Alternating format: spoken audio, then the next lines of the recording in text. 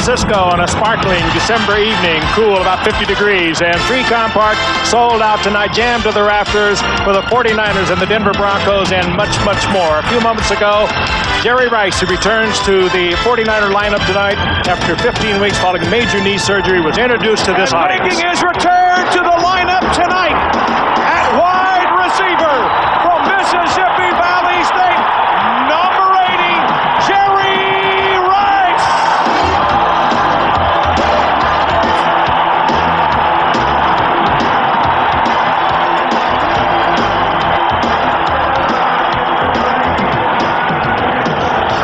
And even more, Joe Montana's number will be retired at halftime. A very meaningful game here tonight.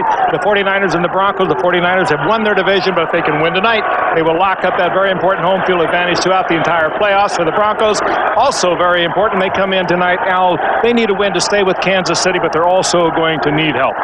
Right, they're trying to regroup in a sense because this is a team, strangely enough, that could wind up with 13 victories this season, have the second best record in their conference, and yet be forced to play 3 games to get to the Super Bowl, including 2 on the road. Now, they're coming off a game last week in which they led Pittsburgh 21-7 and lost the game to the Pittsburgh Steelers, and they are much, much better at home and have been through the years. They're 7-0 at Mile High Stadium and only 4-3 away from home this season. So for the Denver Broncos, tonight's game is not only important mathematically, but emotionally. To beat a good team on the road, something they're probably going to have to do a couple of times to be able to play in San Diego in the Super Bowl at the end of January. Meanwhile, Dan, the 49ers are thinking in a whole other direction. If they win tonight, they don't have to leave the state for the rest of the year. No, because they'll just go down the pike to San Diego, Al. They do know what's at stake. That's because here in the NFC, if you've had home field advantage in 5 of the last 6 years, you've not only stayed at home, you've gone on and you have won the Super Bowl. And these very playoff-savvy 49ers know how important that is for them. And tonight will be the usual cast of characters. Steve Young enters the game, the NFL's highest-rated quarterback. Now, Jerry Rice, as you saw, will play tonight. He's not going to start at wide receiver. Owens and Stokes will do that. He's going to be their 3rd wide receiver, but he is it for the game. He's going to get maybe 15 or 20 snaps in that position. And boy, we'll be watching every single step he takes. The marquee matchup tonight, though, is the number 1 rated defense of the 49ers against the number 1 rated offense of the Denver Broncos.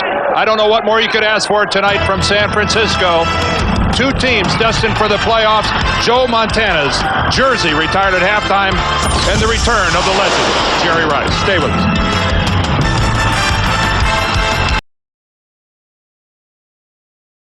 The game, and I want to get him in the game here on the first drive a little bit, but it'll all depend on how his leg is feeling. If he's feeling good, well, then we'll play him probably a little bit more, but if he feels anything at all, then we'll pull back. I know everybody just wants to see him play and walk up healthy. You bet. Coach, thank you. Okay. Al? All right, thank you, Lynn.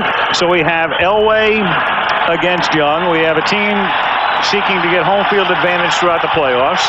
Jerry Rice back. Montana's number retired at the half. Terrell Davis. Apart from that, not much happening here tonight. Here we go from San Francisco. A beauty on Monday night as Jason Elam kicks off. Taken at the 3 by Chuck Levy, who's the fastest of the 49ers. And the former Arizona Cardinal brings it back to the 34-yard line. Steve Young. Again, a great year, seeking his 5th passing title. Leads the league in pass rating. 18 touchdowns this season, only 6 interceptions. Terry Kirby out of the backfield because Garrison Hurst is hurt. William Floyd, the fullback. Stokes and Owens, the wideouts. And the retiring Brent Jones, the tight end. Deese, Brown, Dolman, Gogan, and Scrappert. It's a mix-and-match offensive line that's gotten better week after week. And the first pass is dropped by William Floyd, the fullback. He'll run a lot, about 10 times tonight, and they'll throw to him a lot, but he drops this one. Defensively, a 4-3 for Denver. Neil Smith on his way to the Pro Bowl. Trailer, Tanavasa comes back from an injury, and Alfred Williams. Mobley having a great year. Aldridge and Romanowski, the linebackers. Bill, an ex-49er. Crockett and Gordon at the corners. Atwater and Braxton, the safeties. Gordon's had a fine year until last week when he was burned for 3 touchdown passes. Second down and 10. And Young Good protection. Over the middle, Floyd makes the catch, and Floyd fights his way to the 38. Now it's 3rd and 5, and Jerry Rice is coming into the game. Here he is as the 3rd wide receiver.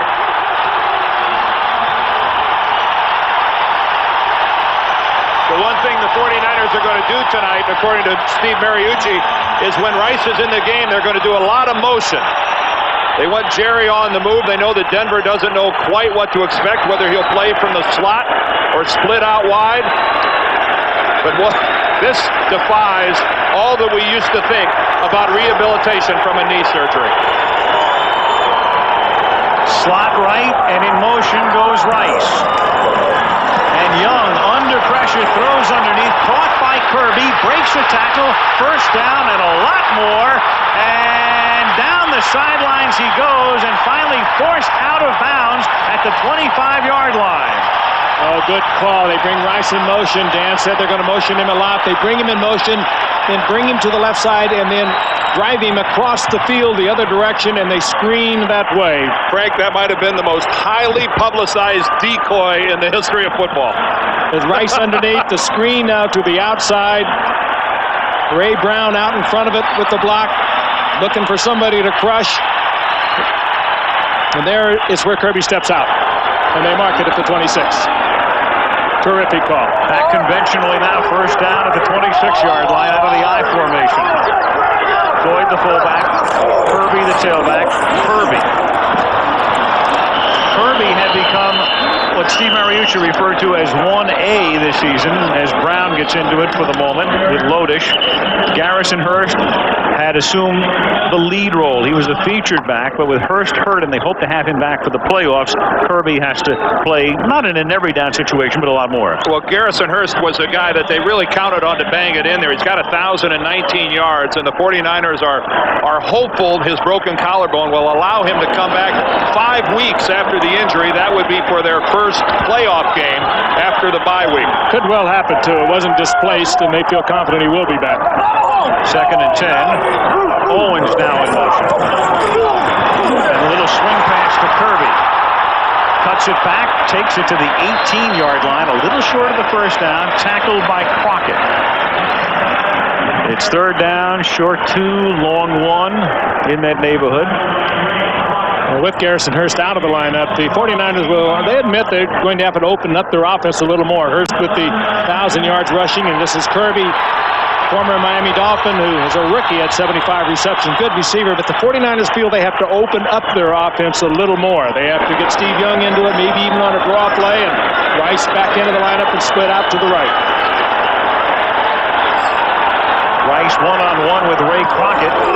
3rd and short. Young looks the other way, throws over the middle into a lot of traffic, and he tried to jam it into Brent Jones, who has announced his retirement at the end of this season. Alan Aldridge breaks it up. So it's 4th down and 2, and Gary Anderson, who's approaching Nick Lowry's career field goal mark, will try to come one closer. Well, there's so much emotion here. Brent Jones, one of the great 49ers, over 400 receptions, a terrific guy, and this will be his last regular season game played here at San Francisco.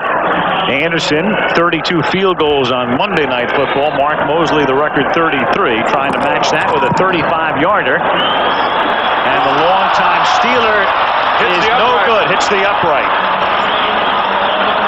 So the 49ers get the big 3rd down play and can't cash in. They bog down off the opening drive.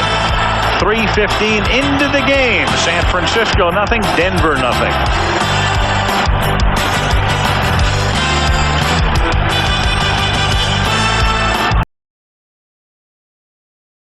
Elway's numbers in his 15th season, the man who has guided his team as a starting quarterback to 137 career wins, more than any quarterback in history. 1st down at the 26-yard line. And Elway gives the ball to Terrell Davis, battling with Barry Sanders for the rushing title. And Davis's first carry of of the night is a 6-yard gain. The ball came loose, but after it hit the ground, Woodall makes the tackle. The supporting cast for Elway. Terrell Davis in his 3rd year, looking for a 2,000-yard season. Howard Griffith, the blocking back. Smith and McCaffrey are the wideouts, and Shannon Sharp, the tight end. Zimmerman, Diaz-Infante. Nalen will go to the Pro Bowl as an alternate. Habib and Jones, the interior 5.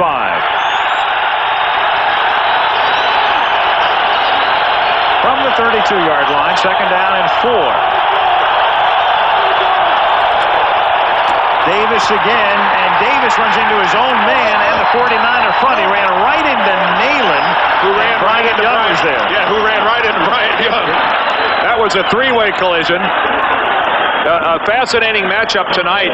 Obviously, everybody knows how well Denver runs the ball, with Davis having over 1,700 yards. This is the number 2 run defense in the NFL here in San Francisco. And that is just a case of Bryant Young driving Nalen back. But the last couple of weeks, the 49ers have been burned by Kansas City and Minnesota. 153, 143 yards. 3rd and 7, and it's caught for a first down by Rod Smith. Rod Smith coming into his own this season, 62 catches, stopped by Tim McDonald, 15-yard gain and a first down. Smith having a great year. Now the story coming up from the practice squad. 49er defense, Barker, Young, Stubblefield leads the league in sacks, and Dolman, Woodall, Plummer, and Norton, the linebackers. And the secondary, the great Rod Woodson with Marquez Pope back from an injury. McDonald and Hanks with the safeties. Big-time defensive unit. First down at the 44-yard line. Inside handoff, and they give it to Howard Griffith, who came over from Carolina as a free agent, mainly a blocking back, occasional ball carrier, stopped by Pope, gain of 3.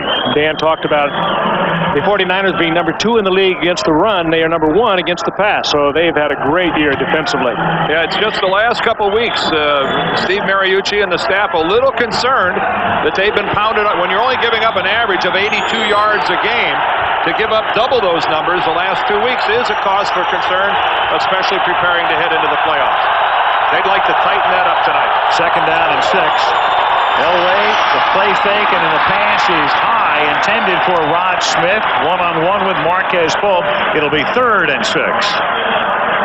Overthrown by John Elway. He shakes his head. He knows he should have had that one. Rod Smith hooked up for the first down in front of Marquez Pope. Marquez Pope was out for so many games, came back last week after being injured in the 2nd game, and this was just a little too much smoke on it. John a little keyed up early in the game here.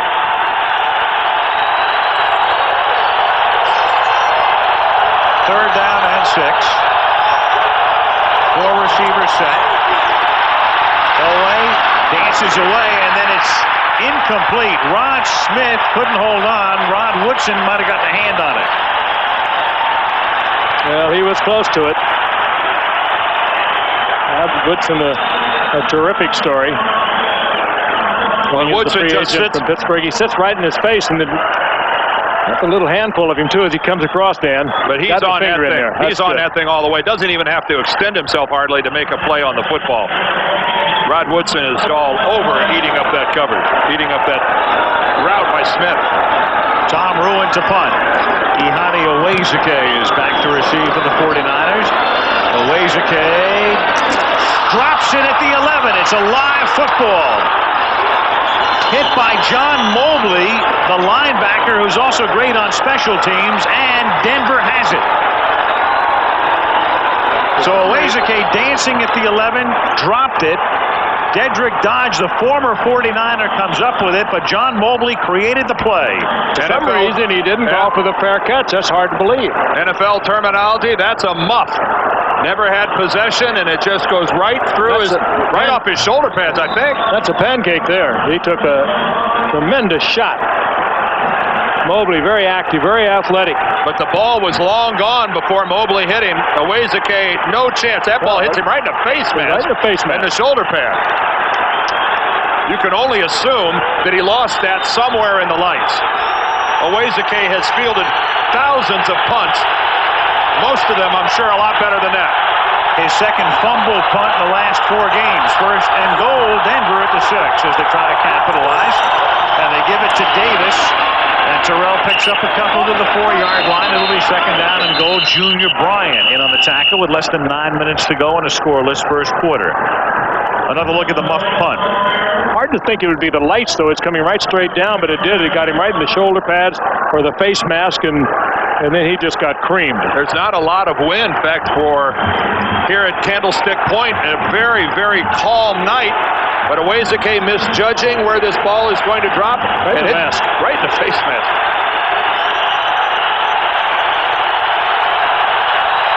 It is second down and goal now from the 4-yard line. Davis moves the pile and gets in for the touchdown. Boy, what a picture of power by a 210-pound running back. He does. I've said it over and over. He plays like a 240-pound running back. And you had a great view of his legs just driving and pounding and pushing and forcing the pile into the end zone. Looked like they were on skids, the entire 49er defensive unit that was in position. Watch these guys just slide back into the end zone. Give a lot of credit to the left side of the offensive line of Denver. Ed McCaffrey, Zimmerman, Diaz-Infante. That's just superb. Elam for the point after. That is the 15th touchdown of the season for Terrell Davis. Ties a team record that he set last year. The Mile High Salute, 7-0 Denver.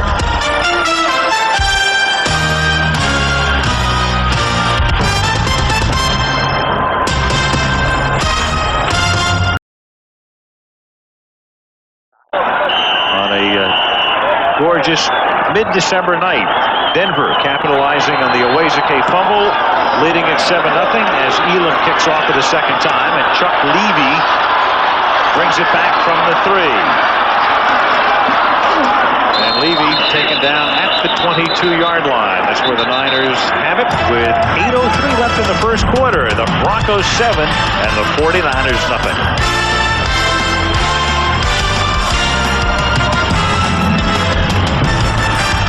I believe that if you really go out and do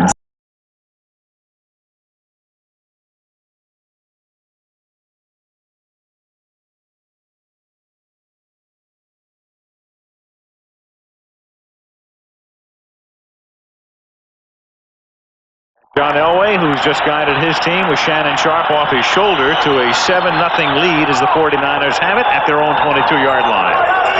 Niners' first drive resulted in a missed field goal, in case you're just joining us, and Steve Young gets hogtied by Alfred Williams.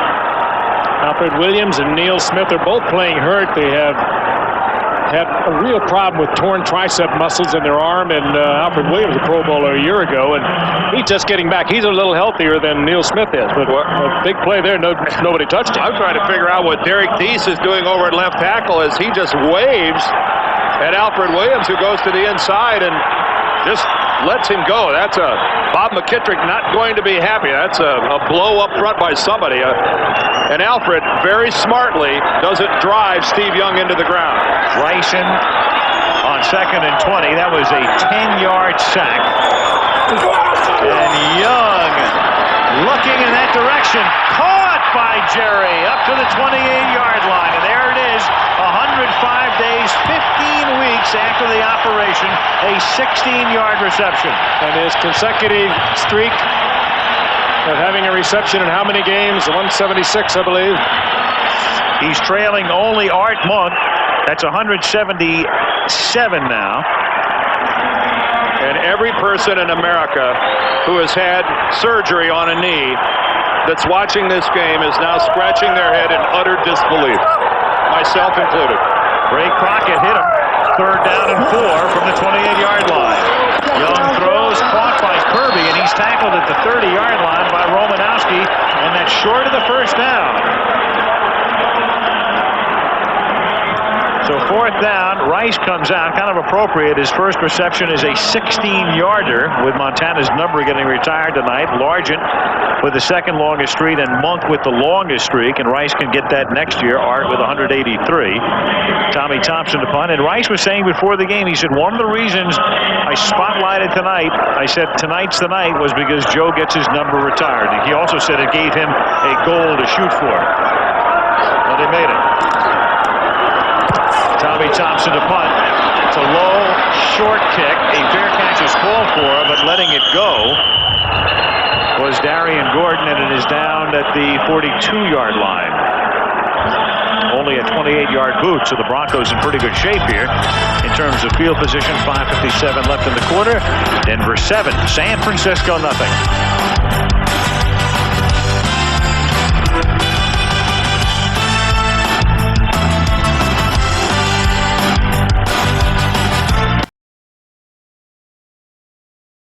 Looking on from a suite, and at the half his number to be retired in a ceremony as Denver on first down. Elway on the roll hits Dwayne Carswell, and he's taken down for no gain. Monday Night Football is being brought to you by the complete line of 1998 Lincoln automobiles. Lincoln, what a luxury car should be. Hewlett-Packard, the power of imaging now belongs to people. Hewlett-Packard, expanding possibilities. Prudential, bringing strength and stability to America's families through insurance, healthcare, real estate, and financial services.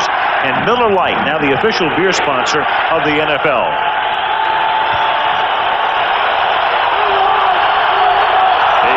On the start there night, second down and 10 from the 42-yard line as Terrell Davis finds very little room to roam and is taken down at the 44, and a flag comes in. Ken Norton may have had a face mask, may have had him by the face mask, and Phil Luckett, a rookie referee refereeing his first Monday night game, will make the call.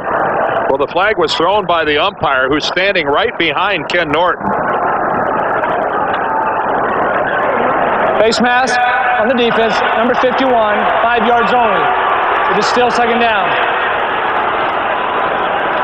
Not flagrant, so it will be second down, but that was certainly unnecessary. Seeing there were about 6 other guys in on the tackle. He was stopped. And there you see at the top of the picture, see the left hand of Ken Norton. Not often you see a running back pointing to a face mask while it's happening. Second down and 3. Davis's 6th carry of the night as he turns the corner, and Davis is forced out of bounds very close to a first down, just inside the 48 by Merton Hanks. Boy, I'll tell you, he is bruising. That's twice he has just bowled Hanks over. Yeah, I'm not sure he was forced anywhere by Merton. He almost took Hanks' head off. But early in the game, the first time he carried the ball, Dan, you and I both saw it, he ran right over Hanks. Well, talk about running big. That's what Terrell Davis does.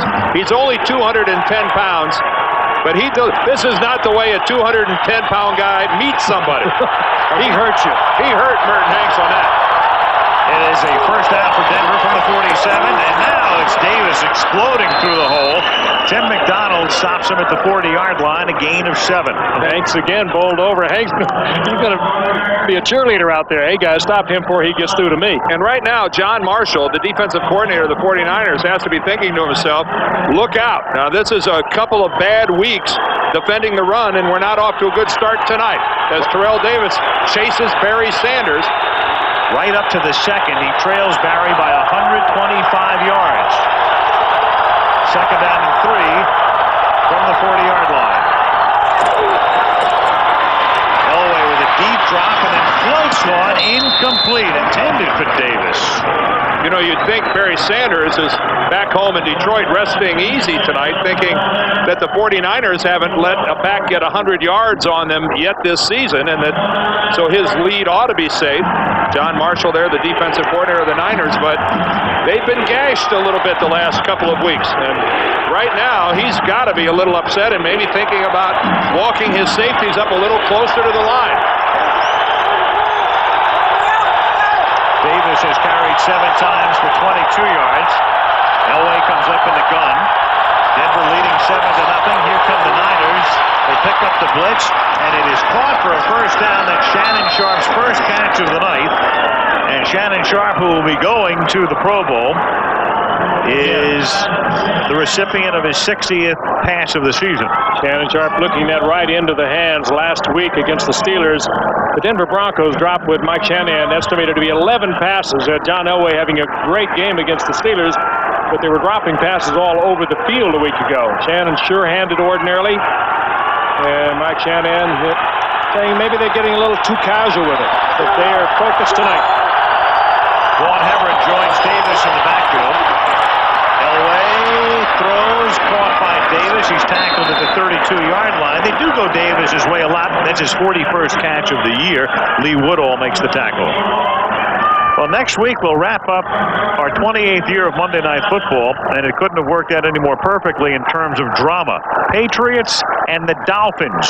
If the Jets beat Detroit next Sunday, then the winner of that game wins the AFC East. The loser is out of the playoffs. Even if the Jets lose, the winner of that game will host a wild card game. The loser would have to play on the road throughout the playoffs. Huge game in Miami next Monday. 2nd and 9. Davis taken down after a short gain. It is Chris Dolman and Lee Woodall converging on the stop. Dolman having a terrific year. Steve Mariucci says we are a veteran-friendly organization. Indeed they are. Dolman, one of 10 guys 34 years of age or older on this team. And one of 9 guys on a defensive unit that has Pro Bowl experience. Assisting there, Lee Woodall, he's well in excess of 30. 3rd down and 8. Elway hangs in the pocket and the pass is broken up. Smith looks for a flag. No way. Merton Hanks knocked it away. Hanks having a big year on his way to the Pro Bowl, looking for his 6th interception.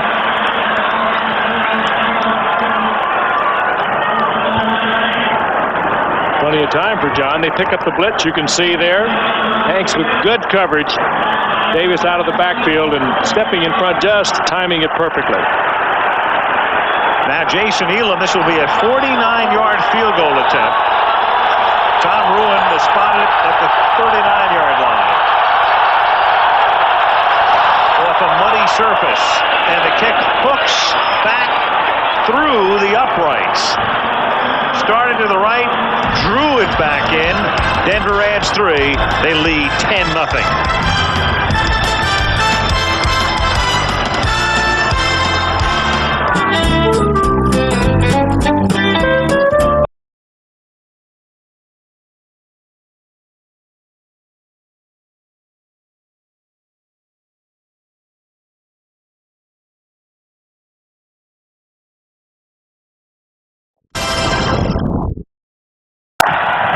Gary Plummer going over things on the 49ers sideline. The 49er defense. Well, you can't really blame them for a 10-0 deficit right now. It's the Wazake fumble that led to a 6-yard touchdown drive of sorts, and then a field goal has made it 10-0. Elam's kick, Chuck Levy from the 5-yard line back to the 20-yard line.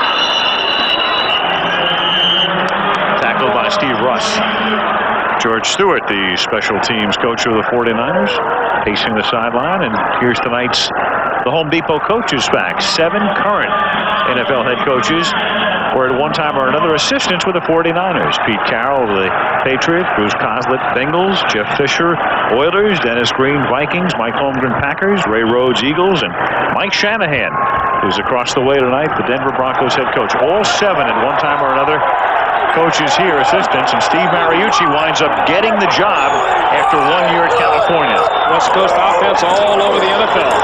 Terry Kirby picks up a couple. The irony is that at one point had Mike Shanahan decided to stay 3 years ago, and if Seifert had not been here this year, then Mike would have been the 49er coach. He took a lot of it with him, and we're going to into 8-8 in '95, and then last year 13-3, and could very well be that again this year.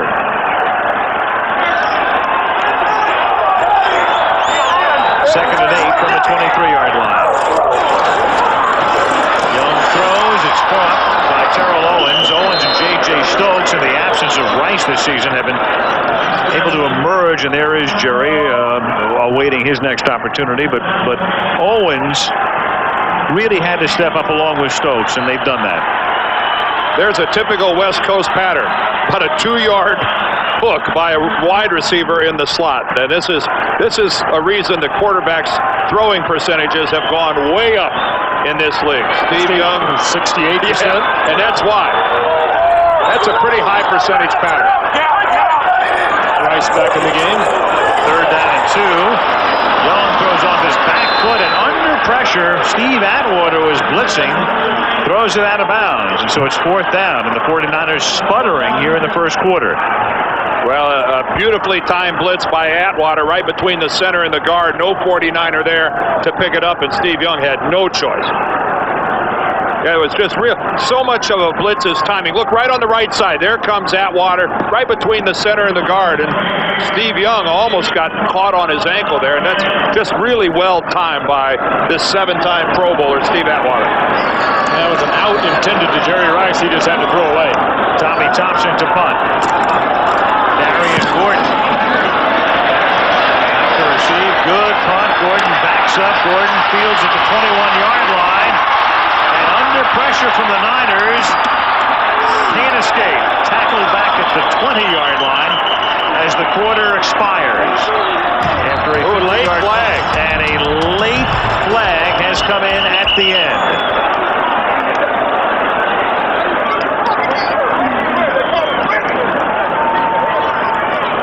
This flag came in when players were already headed for their respective benches. Randy Kirk, number 57, he was right in the middle of it, and George Stewart doesn't look any too happy with his special teams linebacker.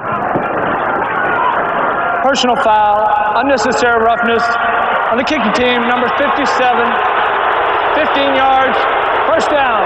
He's the man as the quarter ends. It's the first time this season the Niners have allowed 10 points in the opening quarter. End of 1, Denver 10, San Francisco nothing. And Monday Night Football resumes after this message and a word for ABC stations.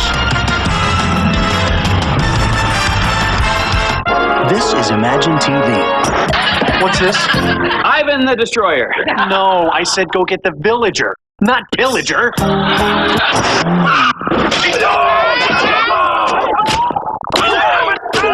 There's no one to fight here. Maybe he just wanted to drive his Mercury Villager. I can't believe you said he could come with us. You tell him no. Till next time, imagine yourself in a Mercury.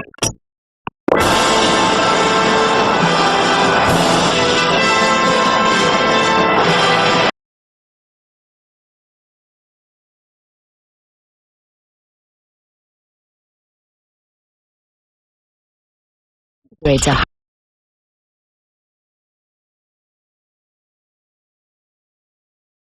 Al Michaels, Frank Gifford, Dan Deerdorf, and Lynn Swan. And Terrell Davis begins with a 2-yard pickup to the 39. He's tackled there by Dana Stubblefield. Well, the Broncos led last week 21-7 at Pittsburgh and watched that evaporate. They had a 13-0 lead at Kansas City in the game they eventually lost. And tonight, up on top again as you look at Gary Kubiak, the offensive coordinator. Something Mike Shanahan has preached to his team, and it's a luxury on the road to be up early. You take the crowd out of it a little bit, and yet they've squandered that. Extremely disappointing. 2nd and 8 from the 38-yard line. And that's dropped. McCaffrey covered by Norton. 3rd down.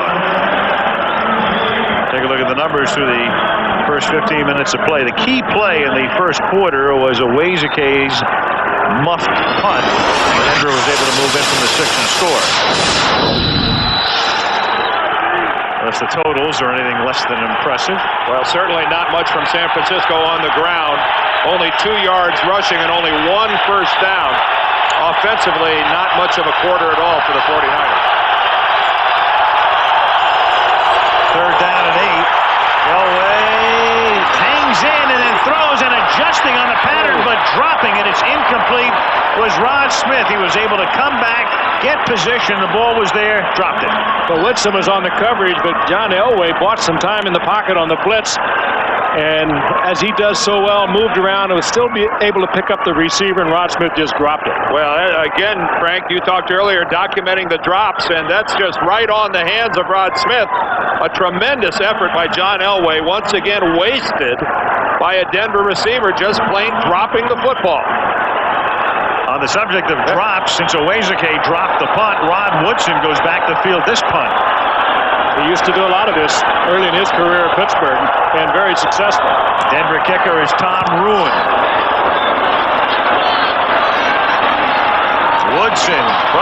the 16. There's a flag thrown, and he brings it back to the 26-yard line. Carswell gets into it with Buckley.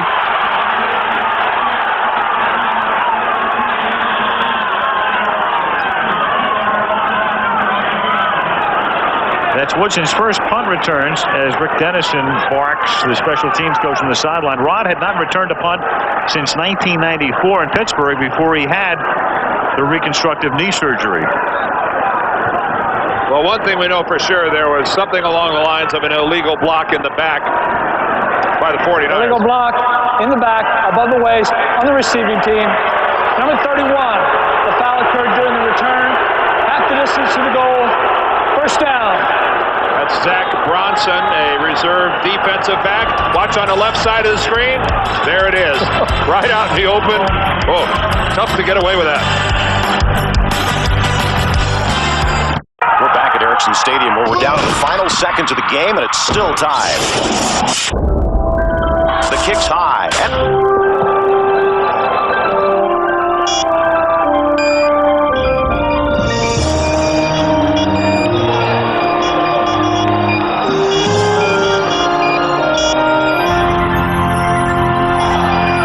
Ericsson mobile phones.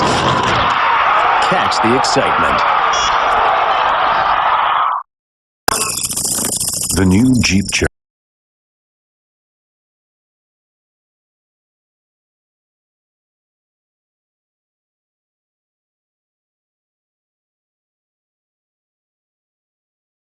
'49ers trying to wrap up home field advantage throughout the NFC playoffs. Denver trying to go to 12-3. Yankee face with Kansas City as Young throws, and it's caught by Owens, who takes it up to the 24-yard line. Terrell Owens, who really stepped up big time this year. You mentioned it, Al, when Jerry Rice went down, averaging 15.5 yards per reception. Good athlete, big, 6'3", tough for a defender, and Crockett playing way off Owens. You're expecting the speed and first down 49ers. Well, the motion of the 49ers rotated the secondary of the Denver Broncos to the other side of the field, really leaving Crockett alone.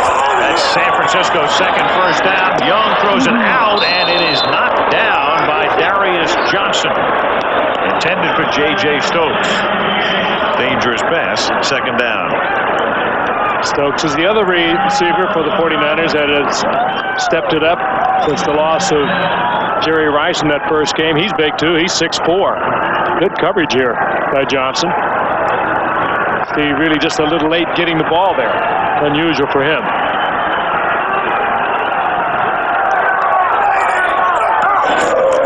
Young hands the ball to Floyd. Breaks the tackle in the backfield, and William, nicknamed Bar None, as in best fullback in the league, Bar None, picks up 5. Monday Night Football is being brought to you by Chrysler, engineered to be great cars. Sprint, we make your life simple with flat rate pricing for long distance paging and internet. And Visa, the official card of the NFL that's everywhere you want to be. It's Coit Tower, fabled San Francisco landmark, and in the foreground, Pier 39, not far from Fisherman's Wharf. Back into 3Com Park we come, third down and 7 at the 27-yard line. Young guns it over the middle to Brent Jones, and his longtime roommate on the road has a first down out to the 50. Big hole in the Denver defense. Brent Jones, who can come off the line of scrimmage. Maybe not the best blocking tight end you're going to have around, but he certainly is a good receiving tight end. They often move him into the slot, as they did here. Big hole. Steve Atwater, number 27 there on the stop.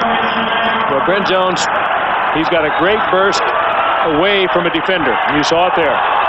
From the 49-yard line, first and 10, San Francisco. Young flares one out to Floyd into Bronco territory to the 47-yard line, tackled by Gordon. Garrison Hurst, who came over this year, and look at the spark he's provided, a 1,000-yard season, but a broken collarbone, and they hope he's back for that January 3rd or 4th playoff game. And the 49ers this year actually are running the football more than they are passing the football, but that is because of Garrison Hurst being healthy. I think it's apparent tonight that against this Denver Bronco team, they're throwing the football much more than they would like to. It's been almost all Steve Young to this point. 2nd down and 6, and now it is Kirby inside the 45, a couple of yards short of the first, tackled by Romanowski. 3rd and short. I mean, they're going to try to get what they can get out of Kirby. They're going to try to get maybe 10 or so out of William Floyd. But the loss of Garrison Hurst has really affected the way Steve Mariucci, their head coach, calls a football game. He'd like to bang it in there with Hurst 25 times a game. Kirby very versatile. He's a good running back, but just not the power runner that Hurst is. Good receiver out of the backfield. Jerry Rice back in the game. 3rd and a short 3. Flags, whistles, no play. Good hard count by Steve Young. And defensively, Neil Smith is pointing a finger at the 49ers. A little edgy out there tonight. A lot at stake here tonight. This was a 3rd and 3. Well, Steve gave it a heck of a hard count. Even from our vantage point, clear up here, you could see his entire body give a tremor when he barked out. Almost went offside myself. Yeah, we both flinched. It was a good one. Don't say tremor around here. Not where we're sitting.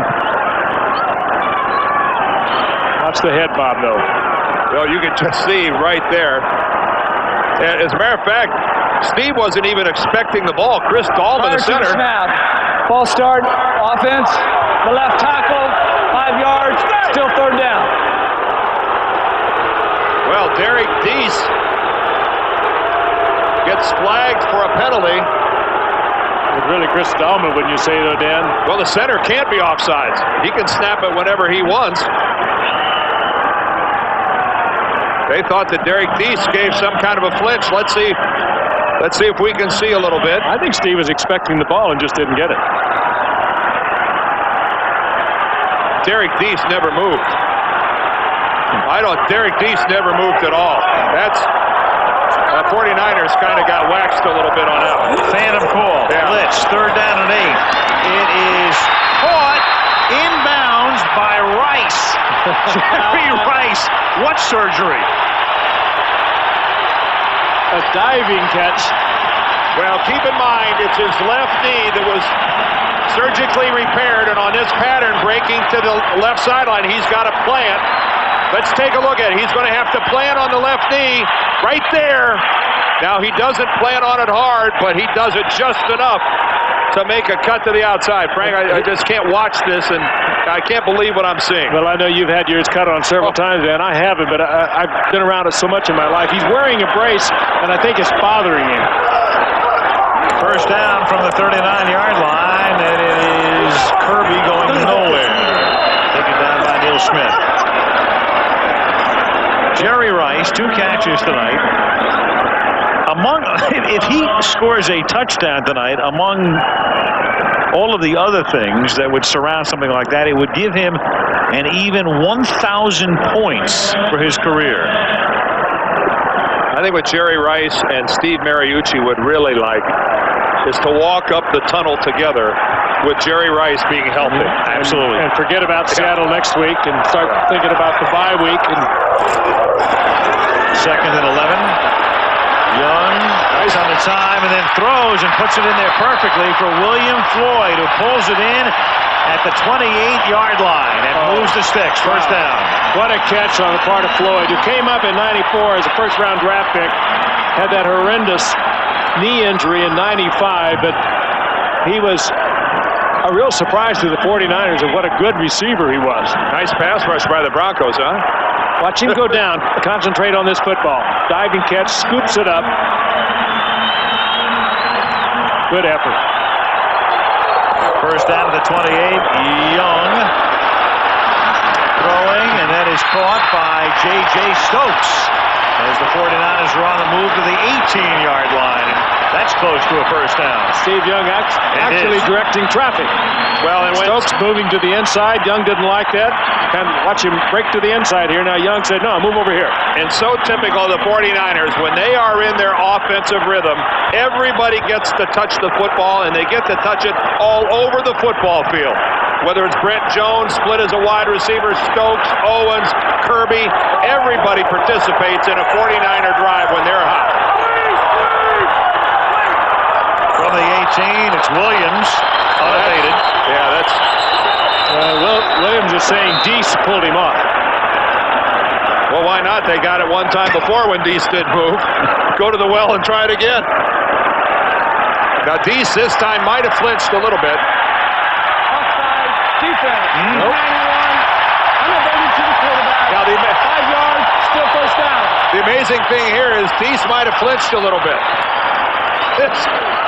It's like hockey. Evened out. It's like hockey. You call the wrong penalty, you got to even things out, right?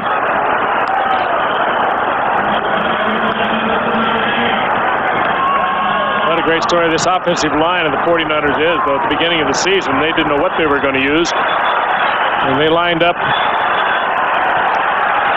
different, an offensive line almost different in every game during preseason. They finally settled down about the third week into the season. 1st and 5 from the 13, and they give it to Kirby, and he is wrapped up at the line of scrimmage. Keith Traylor, the first guy to hit him. This drive began at the 49er 8-yard line.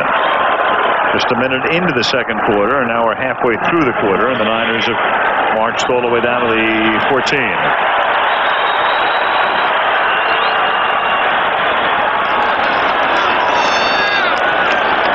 On this drive.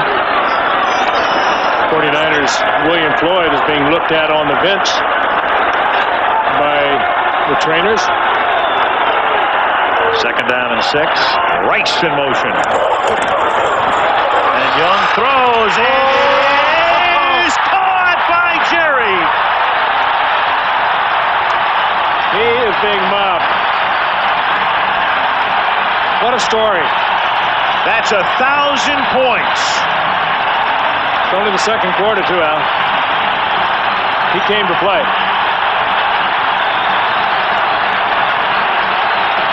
Taking the ball with him. Good move against Darian Gordon. Holds on to it, takes a shot from Atwater. Did it all right there. Well, the one thing that's apparent, nobody operated on Jerry's hands. They're just fine. Extra point, good by Anderson. He's the only man in the history of the league to score 1,000 points with none of them from his foot. The only non-kicker to do it. Can you believe it? 10-7.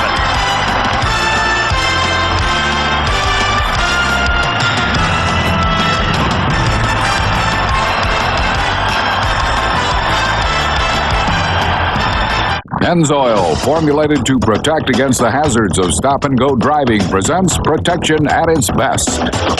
In Week 15, which team shut out its opponent while holding them to under 100 total yards? Stay tuned. At Pennzoil, we know brutal driving doesn't just take place on a racetrack. It begins at the end of your driveway. You stop, you go. You stop, you go. If this reminds you of your commute, we recommend you use Pennzoil Motor Oil. Pennzoil, formulated for today's stop-and-go driving. Morning, Bob. Morning, Henry. Stop, go, Pennzoil. Led by a dominating defense, the Chiefs beat the Raiders 30-0. Vaughn Booker recovered a fumble and Wayne Simmons had 2 sacks as Marty Schottenheimer's team clinched a playoff berth for the 7th time in 8 years. There are cars that are built to appeal to your passionate side and your practical side.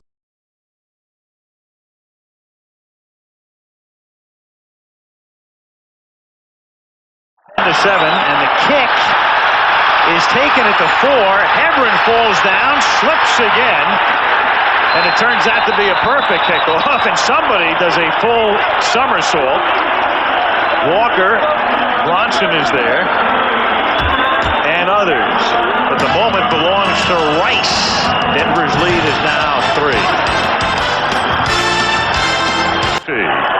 Monday. We wrap up this season of Monday Night Football in Miami. And the Goodyear Blimp Eagle provides this shot tonight in San Francisco. Next week, the Dolphins and the Patriots. Here, 10-7. Denver leads it. Broncos have it. They begin this drive from the 13 on first down. Elway pressured. Throws it away. Second down and 10. Lee Woodall came blitzing in. Yeah, Gary Plummer came in as well, and boy, they really clogged the middle. And when John Elway is forced to give ground, of course, like any quarterback, when he can run parallel to the line of scrimmage, he's got a chance of doing something really dangerous. When you come from the middle and force him backwards, John having to give way too much ground, smartly just gets rid of it. Nobody close for the 49ers to make a play. Second and 10 from the 13-yard line. McCaffrey makes the catch, greeted immediately by Rod Woodson at the 18-yard line. It'll be 3rd and 5. McCaffrey is the kind of receiver that Woodson likes to go up against. Woodson is a gambling cornerback, and where he probably doesn't have the speed that he had when he came up, he's pretty quick. But McCaffrey he's just got a lot of moves, but Woodson doesn't pay a whole lot of attention to any of them. He just plays it very tight, very close, will gamble a lot. He's right there. And it's a pattern that's really dependent upon the defender missing the tackle to pick up a first down. 3rd and 5. Elway from the gun. Good coverage, except the coverage is illegal. Tyrone Drakeford had his arms wrapped around Willie Green.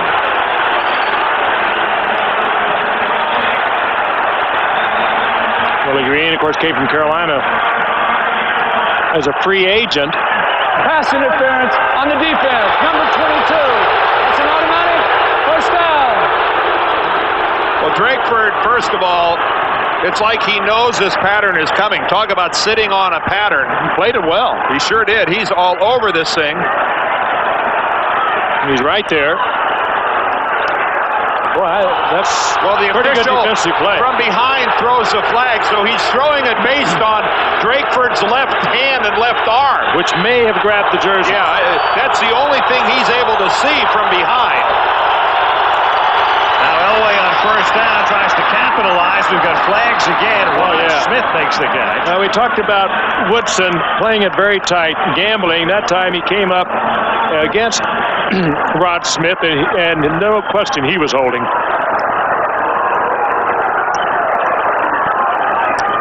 Smith.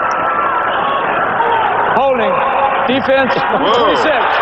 5 yards and an automatic first down. Woodson was playing that for a 5-yard stop, and Smith gave him a little motion like he was going to do that, and then broke to the outside. Woodson had no choice. The reality of it is, on a first down play, it's only a 5-yard penalty. It's still first down. It moves the chains, but it's only a 5-yard penalty if Rod Woodson doesn't hold him after misjudging the play to the inside. You're right. It might have been a touchdown. In the grand scheme of things, not that big a deal for the 49ers. He's a gambler on the corner, and a good gambler. 5:48 to the half. Rocks up by 3. First down from the 33, and Elway directing traffic.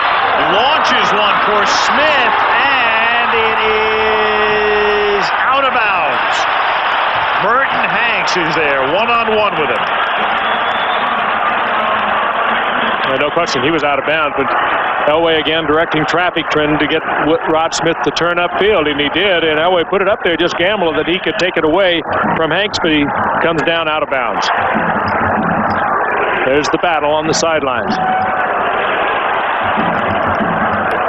First foot coming down out of bounds. Nice job by Rod Smith going up for that football. He really out-battles Hanks for the ball. That was a superb effort on his part. If the field would have been a foot wider, he'd had something. Elway's got a lot of confidence in Smith. 2nd and 10. Go back to Davis, and Davis takes the ball to the 36-yard line. He's tackled there by Bryant Young. Again, the situation is this. If the 49ers win tonight, home field throughout the NFC. What would that mean? It means if Green Bay faces the 49ers in the NFC Championship game, it's here. If they don't win tonight, they could win it next week. There's a quarterback comparison tonight. Young with 161 and the touchdown. Elway 5 of 13 for 28 as Steve loosens up. Broncos, meanwhile, just trying to keep pace with Kansas City. They lose the tiebreaker, but at least they'd wind up as the number 4 seed. And the catch is made by Sharp at the 50-yard line, and he takes it to the 49er 42. Tackled by McDonald and a first down for Denver. What a great read between Elway and Shannon Sharp. Shannon Sharp has been quiet in the first quarter and into the second quarter, but that time no coverage at all. Hanks creeped up to the line of scrimmage. Elway read it. Sharp read it. Now watch, there's 46, Tim McDonald coming up. He sees he made a mistake. I got to be covering the tight end. He blows it. Elway and Sharp both read it. On that blitz switch off, McDonald has to come out and take Shannon Sharp, and that is just a major mental error, allowing a guy of that receiving capabilities to run free. From the 42 on first down, Elway launches it, and it is Willie Green out of bounds. Ooh, how close was that? Well, they're discussing it, two officials, and they both seem to agree on it. How close is this? That's a call that I don't want to have to make. Got an official on either side of it. They make this at top speed, and we can look at it in slow motion. He must come down with both inbounds. And from that angle, looks like a mighty good call. Yes. The left heel looks like it lands out of bounds when you look at it from that angle. How would you like to call that? Now where the heel comes down. One in, the right's in. The left heel it lands out of bounds. That's a heck of a call. Elway, 2nd and 10. Davis makes the catch, but he's going nowhere. Lee Woodall wrestles him to the turf for a loss of 1. Under 4 minutes to go, and this crowd getting ready for the electricity at halftime. Joe Montana to have his jersey, number 16, retired. San Francisco's defense settling down a little bit, taking the Denver Broncos out of what they would like to do, and that is to get 5, 6, 7 yards on first down with Terrell Davis running the football. They've taken that away from him and forcing him into a passing game. Broncos didn't want to go there. 3rd down and 11. Elway deep, and it's picked off at the 25-yard line. Marquez Pope flagged down, and Pope brings it back to midfield. Marker down back at the 28. Pope doesn't realize that the flag is down back where the interception took place. Better hope it's on the return. It could have been offensive interference too. Pass interference, defense, number 23, automatic, first down. No pick, no run back, first down Denver. I think Willie Green is the receiver to that side of the field. He's going to run a post pattern, going to go down about 10 yards, break it right there in the upper right hand. There's the contact. Yeah, Pope just reaches out with his right arm and shoves Willie Green away. You just can't hold your ground and push a guy off like that. Boy, we have, is that 3? Well, we have 2 interferences and a defensive holding on this one drive against the 49ers. 3 first downs via penalty. From the 29-yard line, Hebron. One-time Eagle to the 26-yard line. Tim McDonald with the tackle. Looked like a change at the line of scrimmage by John. It looked like everyone was not in sync with him. 2nd down and 8 now. Denver on the move. 2:45 to go in the opening half. Kevin Green now playing defensive end for the 49ers. They try to put him to the open side of the field. He plays in a 2-point stance. In other words, he stands up. Elway rolling, throwing, and it is juggled and incomplete. Ed McCaffrey and Rod Woodson. Well, Hebron and Griffith are in this game for the Broncos because they're looking at Terrell Davis on the bench. Oh, and Gary Plummer and John Elway in a little jawing match. And that's serious problems for Denver as Terrell Davis gets a look-see from the trainers. Well, that's a risky throw by John because Woodson sitting all over McCaffrey. Oh, and well played, too. No left hand on the back. Nothing to draw a flag. But when John made the decision to throw, he's standing right next to McCaffrey. We wondered why Hebron was in there with Griffith, but Terrell Davis on the bench. And Elway takes a timeout with a 3rd down and 8 upcoming. 3rd and 8. The line of scrimmage is the 26. They work on Davis. Denver leads by 3. Up here, 3rd down and 8. 27-yard line. Davis out of the game. Elway working out of the shotgun. 2:20. Niners come on a blitz. Elway launches it for Green, and he's covered by Pope, and it's 4th down. Pope with inside help from Bronson. They had him blanketed. Elway just basically throwing that away. And Elam comes on for a field goal attempt of roughly 44 yards. As the outside coverage by Pope. Watch the 31 come from the inside. Elway saw it. Just threw it out of the end zone. Tom Ruin to hold it. And Elam's kick is no good. Wide to the left. Started out down the middle. Threw off to the left. And the Broncos come up empty with 2:10 to the half. This is the idea for the Energizer Double Barrel Flashlight. Unique double barrel design that extends battery life. Combined with the halogen xenon bulb, burns brighter for longer than any light in its class. Energizer Double Barrel. 1 barrel brighter, 1 barrel better. We all know how much help buddies can be. Looking good. You all right on that? So get the new Workmate. The powerful clamp that can go anywhere and hold anything. Oh. The new Workmate. Breezeville's good, isn't it? Built by Black & Decker. Ed DeBartolo will be presenting Joe Montana at the half. As you know, he resigned as chairman and as a director of the 49ers. As Steve Young on 1st down looks one-way throws. Jones makes the catch and the flag goes down. Get the call in a moment. But Eddie resigned as the chairman and director of the Niners because he wanted to distance the team as much as possible from an investigation by a federal grand jury in Louisiana into his involvement in an application for a riverboat gaming license. His sister is now assuming the roles that he had. Denise Prior to the pass, holding, defense number 53. The penalty is declined. The result of the play is a 1st down. 1st down for San Francisco. Bill Walsh will also be a part of the halftime ceremony. So a lot going on at the half. Bill Romanowski all over Brent Jones as he tries to come off the line of scrimmage. Breaks to the outside, gets the completion, and also gets the pass interference call. Boy, I hate to hold a guy that bad and still have him go downfield to catch the pass. You're not doing your job. Wow. At least effectively. You're going to hold. 2-minute warning in San Francisco.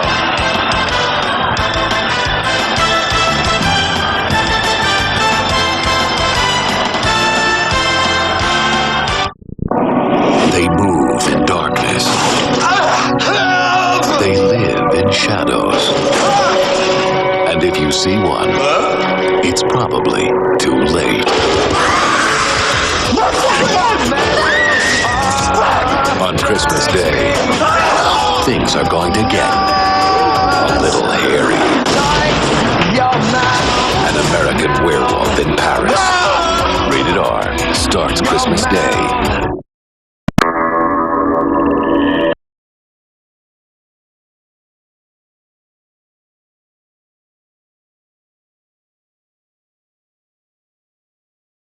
Will be from San Francisco. 1st down, Niners at the Denver 49.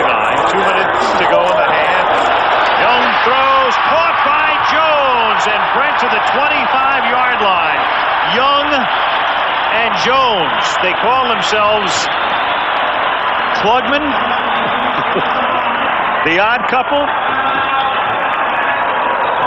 And they are. He's a lot of fun. They've been Meanwhile, Denver is just turning Jones loose on the inside.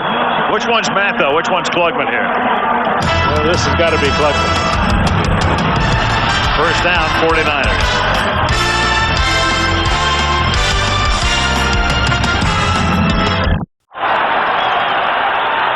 The 49ers have it at the 25-yard line. First down. They're down by 3. Young buys time, guns it over the middle and behind Brent Jones that time. John Mobley came blitzing through and leveled Young. Young would have had a fraction more. Once again, Brent Jones was wide open. They're just letting him roam across the middle. They pick him up on the outside, but when they go into double coverage on the outside, he's wide open. A good look at Terry Kirby, also open, but you could see Brent Jones wide open inside the 5-yard line, but the pressure from Mobley didn't allow Steve Young the time. Second and 10. Young has already thrown for 201 yards. Kirby takes it down to the 13-yard line on a 49er first down. Ooh, he does it all. He gets the first down, stops the clock.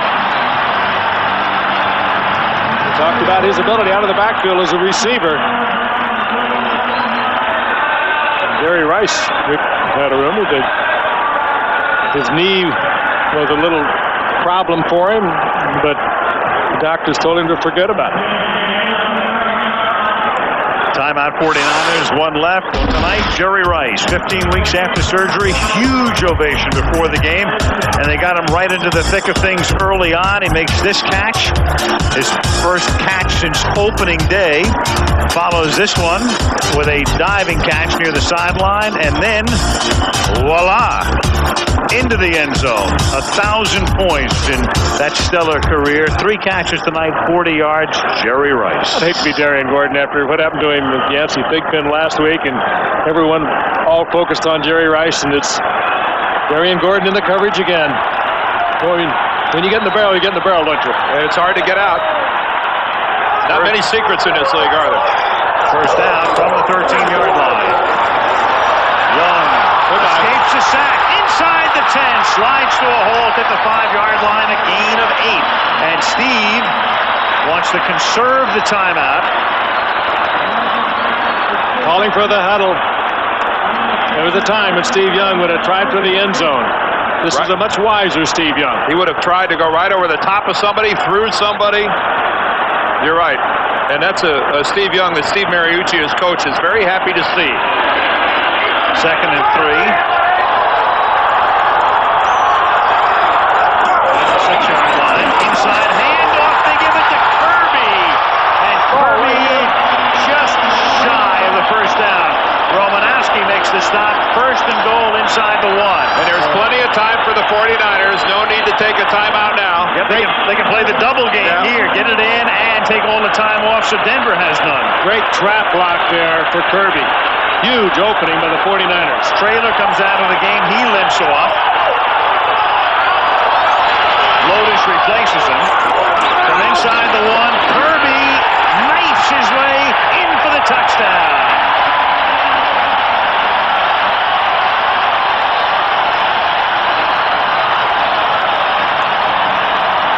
William Floyd with the lead block.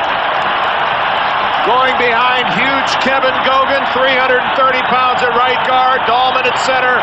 Scrafford to right tackle. A well-executed play on the goal line. There's nothing fancy about this. Here we come. Try to stop it. Denver couldn't.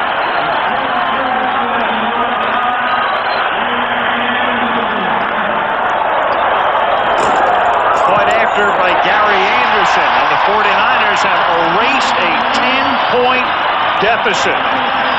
Kirby and Floyd and Rice and company and Neil Smith and his club watching another road lead evaporate, as it did in Kansas City, as it did last week in Pittsburgh. A team known for finesse. No finesse here. One of the oldest plays in the game. A 49er touchdown. And Steve Young all over it on this drive. The way he executed and moved his ball club down for the score. Tyrone Braxton up into the air, but doesn't have enough going for him to repel Kirby. This is good news for the 49ers, though, offensively. Garrison Hurst out of it at least until the first round of the playoffs. Not sure he'll even come back there. Jerry Rice has already scored his touchdown tonight. Probably will not come back into the game. But Terry Kirby with a pretty good show tonight. Good receiver. We know that out of the backfield, but also running hard tonight. Well, if the 49ers secure home field advantage, Jerry Rice doesn't have to play a football game for 20 days. He will not play next week in Seattle because it's on an artificial surface. And this surface is very knee-friendly. So there is such a surface. A big 3 weeks for Jerry Rice when you look at where he is now. How much better that knee will be if he comes out of this thing unscathed. Tommy Thompson to kick off. The Broncos have not returned a kickoff for a touchdown in 25 years. As Vaughn Hebron brings it back to the 26-yard line. So 14 ticks left for Elway. Joe Montana, the retirement ceremony coming up at halftime tonight. We'll have a chance to take a retrospective look at the career of Joe, and then they will bring down the house in San Francisco. And the only people unhappy about it, the concessionaires, because not too many people figured to leave their seats at halftime tonight. How about leaving mine? First down from the 26-yard line. Little swing out to Hebron. He goes nowhere. Stubblefield makes the tackle.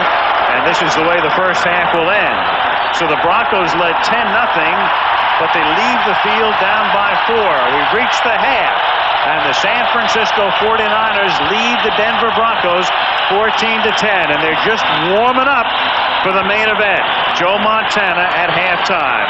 We'll return after this message from the National Football League and a word from our ABC stations.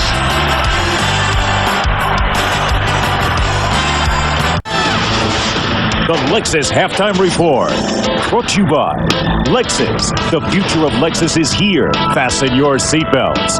Live from our New York studio, Chris Berman. Well, this halftime in San Francisco is going to be great. We'll be going back out there shortly. It was a weekend in which the teams at the top continued to fly, as Kansas City did literally. They clinch home field if Denver loses tonight. The Packers, meanwhile, continue to have that look, winning 4 straight games by a combined score of 120-44. For others, it was time to step up. Suddenly, on Saturday, it was a day of decision in the NFC East for the New York Football Giants. They said to the Redskins, Charles, get out of my way. From nowhere, Jim Fonsel's G-Men have barreled to the division title. We fooled them all, and we ain't done yet. It's been a while since it's been like this around here. But you know what? We're back. In New England, Pittsburgh made all the late clutch plays. Keevan Henry's pick. Yancey Thigpen's 4th down catch. A win in overtime. Everyone's a hero, even Bill Cowher. I'll see you guys 1 o'clock on Tuesday. I'll see you guys at 9 o'clock Wednesday. Sunday in Minnesota, Scott Mitchell led the Lions to a last-second win. A high fastball to Herman Moore. Bobby Ross fights at the flag like Betsy Ross. Tell you what, that's the best win I've ever had in all of my career. It's a tremendous comeback. Lions-Jets for the playoffs next week because the Jets get a huge game from OTIS. Otis, my man Smith, could go all the way twice. The Jets devalue the Bucs in a tuna surprise. I don't know what happened. I don't know either, but that was a great job by you guys. Hope you win next week. I hope you get in there. The Bucs did get in 3 hours later when Carolina lost, making it 8 teams in the playoffs with 4 spots left. Joe Montana was certainly no stranger to the playoffs. In a moment, back to the stick for no ordinary night in the Bay Area. That's because he was no ordinary Joe.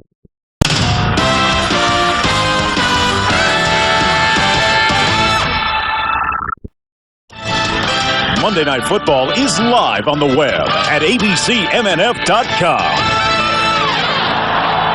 And welcome back to San Francisco, where the 49ers lead at the half 14-10. The crowd is going wild because the moment is at hand to honor a Bay Area icon and a man who has come to embody the San Francisco 49er franchise.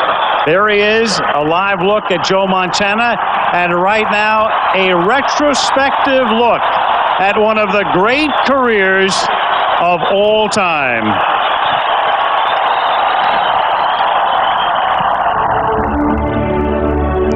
This saga began so unassumingly. In 1979, the 49ers were at their lowest point ever, and with a third-round draft choice selected Joe Montana of Notre Dame. Weeks earlier, Bill Walsh had been brought in from Stanford to bring respectability back to a fallen franchise. By the end of an incredible third season, coach and quarterback would be the men most responsible for an improbable Super Bowl championship. 14 days earlier, in the NFC title game against the Cowboys, Montana, the coolest man on the field, hit Dwight Clark in the back of the end zone to propel the 49ers to a decade of dominance. 3 years later, another Lombardi trophy would be hoisted, and Joe would cap a season in which the 49ers won 18 of 19 games with a near flawless performance in a rout of the Dolphins. Then in 1986, an already spectacular career appeared to come to a depressingly premature end. Back surgery was going to write a finish to Montana's playing days and sink the spirits of the 49er faithful. Stunningly, before that season ended, Joe made a miraculous comeback, and the glory days would soon return.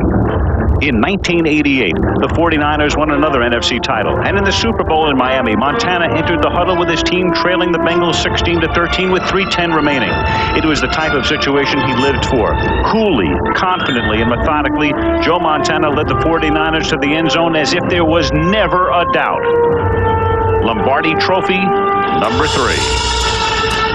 George Seifert became the coach in 1989, but the transition was nearly seamless because number 16 was still there. And as the decade of the 80s concluded, Joe Montana would lift a 4th Super Bowl trophy. Injuries had Joe in and out of the lineup in the 90s, and then it was on to Kansas City, where more magic moments wrote an end to one of the great careers of all time. In our mind's eye, we can see Joe Montana in any number of glorious scenes, but they all seem to reflect his essence as a football player. He was always in control. He had uncommon grace. There was an easy elegance. He was a master surveyor who always found the mark. In 2 years, he'll go to the Hall of Fame. But the waiting period to retire his number 16 ends tonight.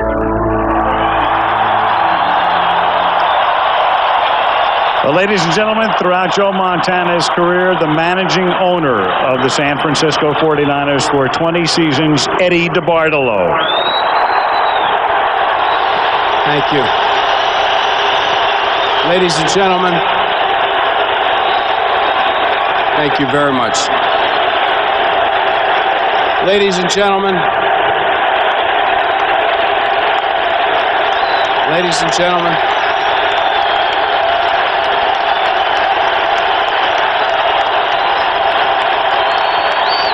thank you very much, ladies and gentlemen.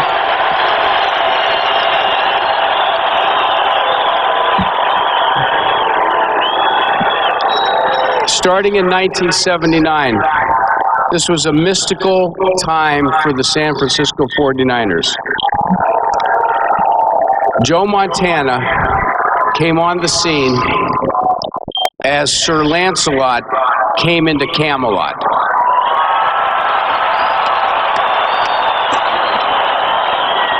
In behalf of the greatest fans in the NFL,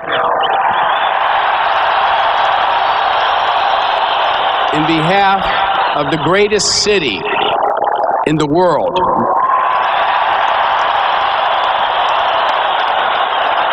this man has etched his place in NFL history as the greatest quarterback that has ever played the game.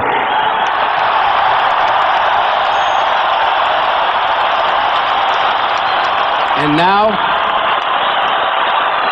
my dear friend, it's taken me 19 years that I've been waiting to do this. We are retiring number 16 forever with our grateful gratitude to Joe for what he did for all of us. God bless you.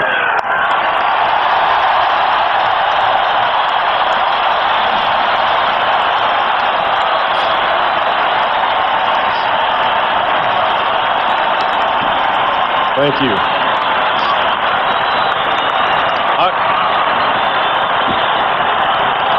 Thank you very much. Thank you.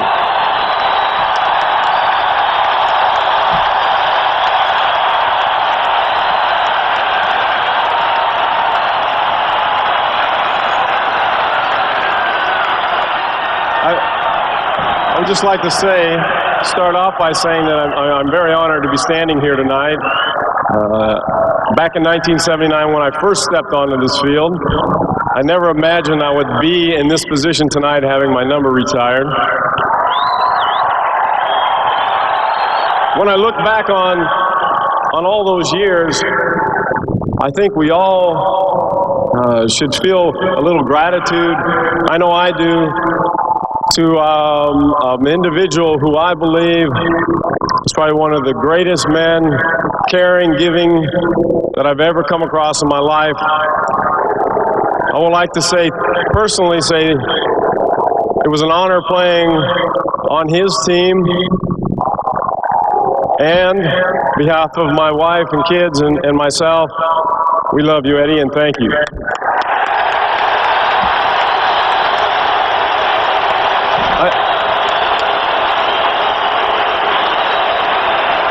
I also have to thank another gentleman up here tonight who I feel was just a bigger part of making this turnaround in this organization, not only in helping my career and my success in the NFL, but also making this team what it is shaping up to be even today, and that's Bill Walsh.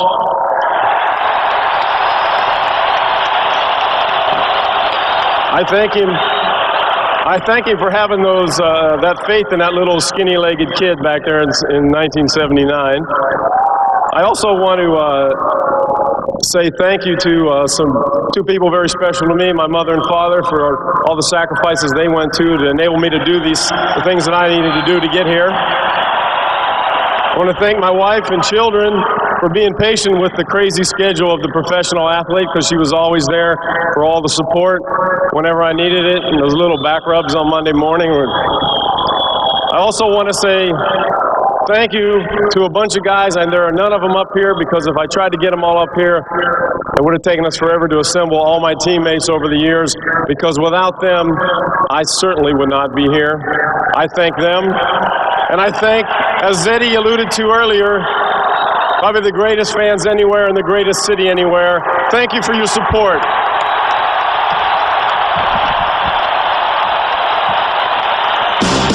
You're simply the best, better than all the rest, better than anyone I've ever met. Oh, baby,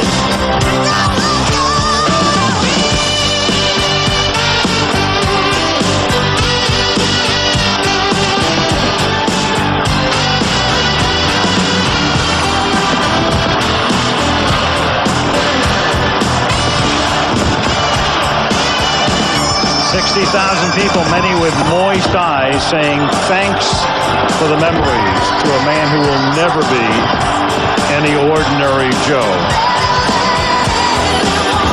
Joe Montana, number 16, retired forever. Second half from San Francisco when we come back.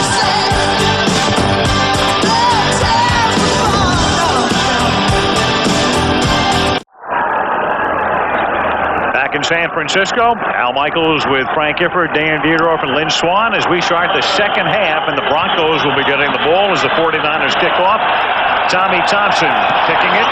Vaughn Hebron back to receive it, but it's a very short kick. Hebron from the 18-yard line and knocked down at the 30-yard line by Jim Schwantz. As John Elway comes in. What a night. Incredible excitement. Rice coming through, and very moving ceremony. And a heck of a football game with a lot riding on it. Neither team rushing the ball very well, but the huge advantage in yardage going to the San Francisco 49ers. And, of course, a questionable status of Terrell Davis. You know Denver would like to get back to really pounding the football. Davis not in the lineup for the Broncos as they start half number 2. Vaughn Hebron's the running back, and they go to the air, and Ron Smith escapes Pope, comes close to a first down, and very emotional at the half. And Joe looks like he could still play, in great shape. Looks terrific. Well, you know, he's such an awful-looking guy. It must be terrible to have to go through life with those baby blues. But when you look at how many franchises in this league have never tasted success, you realize that the 49ers Cup runneth over when it comes to great football players and the wonderful victories they've had here. Very, very lucky. 82nd man picked in the draft, and as Hebron seeks the first down and gets it, you keep thinking back to Bartolo bought the team in '77. They had 2 horrible years, and Walsh comes in and picks Montana. And, you know, since that day, this team has not only won 5 Super Bowls, they've been in contention every season. You know, when you think back, and I think back over the many years of covering Joe and watching him play, he's one of those players that could do everything so easy. And then at the end of the game, you'd look at it, he'd throw him for 300 yards, 4 touchdowns, and he just was not impressive. He didn't do it in a quick way. He just did it so easy, so gracefully. Blitz is picked up. Elway retreats. And the catch is made by Sharp across the 50-yard line of the 48, and that's close to a first down. Merton Hanks makes the stop. I guess if you wanted to just summarize the 49ers and what has happened since Ed DeBartolo bought this club, I guess you could simply say they have written the book on how to do it. The most copied team in the National Football League, the most copied organization in football. Everyone has taken some of the ideas that the 49ers started and tried to implement them into their own system. And you just saw part of it, Shannon Sharp coming across. That's 49er offense taken to the Denver Broncos by Mike Shanahan. A little short of the first. And Eddie, we've talked about it, and it's been well documented recently, the prospective troubles for Eddie DeBartolo, but let's not forget that scene tonight when Eddie DeBartolo gets introduced, and he had to wait to introduce Joe because 60,000 people are chanting, Eddie, Eddie. That's what the chant was. I wonder if you tried to the other 29 owners out around the National Football League, what would happen? It'd be a little risky. Well, I know a few that there would be a chant go up. Oh, yes, it would be. But it wouldn't necessarily be their name. Yep. And you'd only be able to hear it on cable. Terrell Davis with a bruised right shoulder, and Hebron gets knocked back by Ron Woodson shy of the first down. Woodson made that play. He was out lined up over the wide receiver. He read the formation, read the play. That comes from a lot of looking at tape. And gambled, as we talked about it earlier, he took the shot and he held them short of the first down. Coming from way off. Here he comes, number 26. Coming in behind and has enough strength. No, I'm not sure Terrell Davis would have gotten anywhere on that play, but this is a major blow for the Denver Broncos. That Terrell Davis will not play in the rest of this football game. He is done for the night. Hebron is the back, and Derek Lavelle is Hebron's backup, and Vaughn inside the 45, and Vaughn Hebron out of the wings to the 3-yard line. Boy, I set that up nicely, didn't I? Yes. When Mike Shanahan was talking about him last night, he said he is a football player. He's got a lot of quickness. We want to get him in there. We want to work him. But what can you do with the Terrell Davis? And Von Hebron makes the big play for Denver right there. Well, and the 49ers certainly were obliging with absolutely no backside pursuit whatsoever. When Von Hebron cuts back, there is nobody in a red jersey. Very, very smart play by Hebron, but a mistake by the 49ers on the backside. Drakeford saves a touchdown. And also gets a little bit of the face mask. 46-yard gain by Hebron. And Elway lofting one for Rod Smith. He is out of bounds. 3 times tonight, Bronco receivers have come down with a football, but on the chalk. Well, we thought they had that one. He loves this to McCaffrey and also to Shannon Sharp. He comes down with 1 foot, though. Take a look at it again. Positioning by the official. There's one, and the left one does not get down. That's the way it's supposed to be done by the side judge. Had some good calls tonight. On 2nd and goal. Hebron. And Vaughn gets inside the 1, but no farther. 3rd down and goal.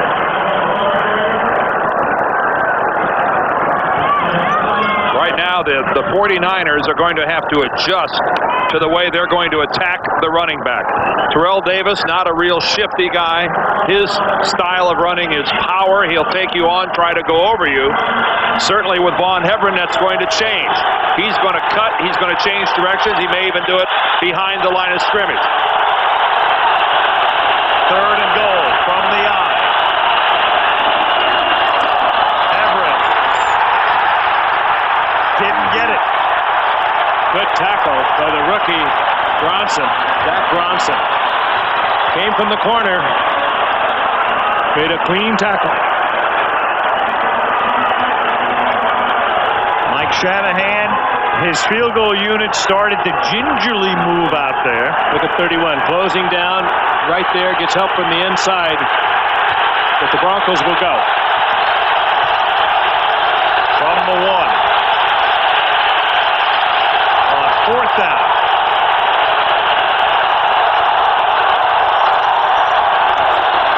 Hebron. And this time, he's got it. Vaughn Hebron into the end zone on 4th down. Set up by a 46-yard run. Boy, what a lift that is, too, to get that, punch that into the end zone, take the lead. This gives your entire team, with your superstar Pro Bowl running back on the bench, it gives your entire team a lift, that you can punch it in when you have to. Over the left side, he has Infante and Gary Zimmerman over there with just good surges. Mile high salute. Vaughn hasn't had a chance to do a lot of that this year. I think that's his first rushing touchdown of the season. It is the first touchdown he has scored in 3 years. Not since '94 as an Eagle as he got into the end zone. Denver by 3.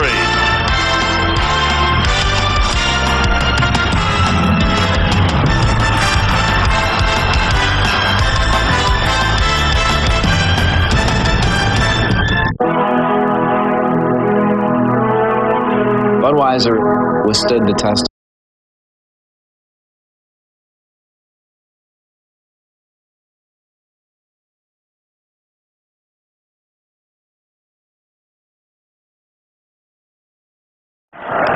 Vaughn Hebron coming off the bench, and he'll have to be the guy out of the backfield the rest of the night. Terrell Davis finished for the night, and his chances at a rushing title probably finished as well, as the kickoff is taken by Chuck Levy, and he'll bring it back to the 35-yard line. Update time. Lynn Swan. Lynn. Well, I spoke to Jerry Rice, and he came onto the sideline and put an ice pack on his bad knee. He bruised that knee when he made the touchdown catch. He said they drove him right into the ground on that knee, but structurally it's fine. It's no more swollen than it has been after practice during each day of the week. Mariucci said he is probably not coming back into this ball game, but he feels comfortable because the 49ers scored that touchdown at the end of the first half without Jerry Rice in the ball game. Al? So he got him back into it at 10-7. Then they moved ahead as Kirby goes nowhere. You can't ask for a better night for Jerry under the circumstances. And Mariucci was telling us yesterday he hasn't slept because of Jerry Rice. And we said, exactly why have you not slept this week? And he said, because I keep thinking about him getting re-injured. Well, just take a look at that touchdown catch, and we could see how Jerry bounced off that left knee. Just imagine if that would have happened on an artificial surface. Jerry Rice would be more than just having an ice pack on it. He'd be limping badly. That's why he's only going to play early on a grass field. Won't be playing next week in Seattle. And Young to the 40. And Bill Romanowski, his ex-teammate, comes in and draws the flag.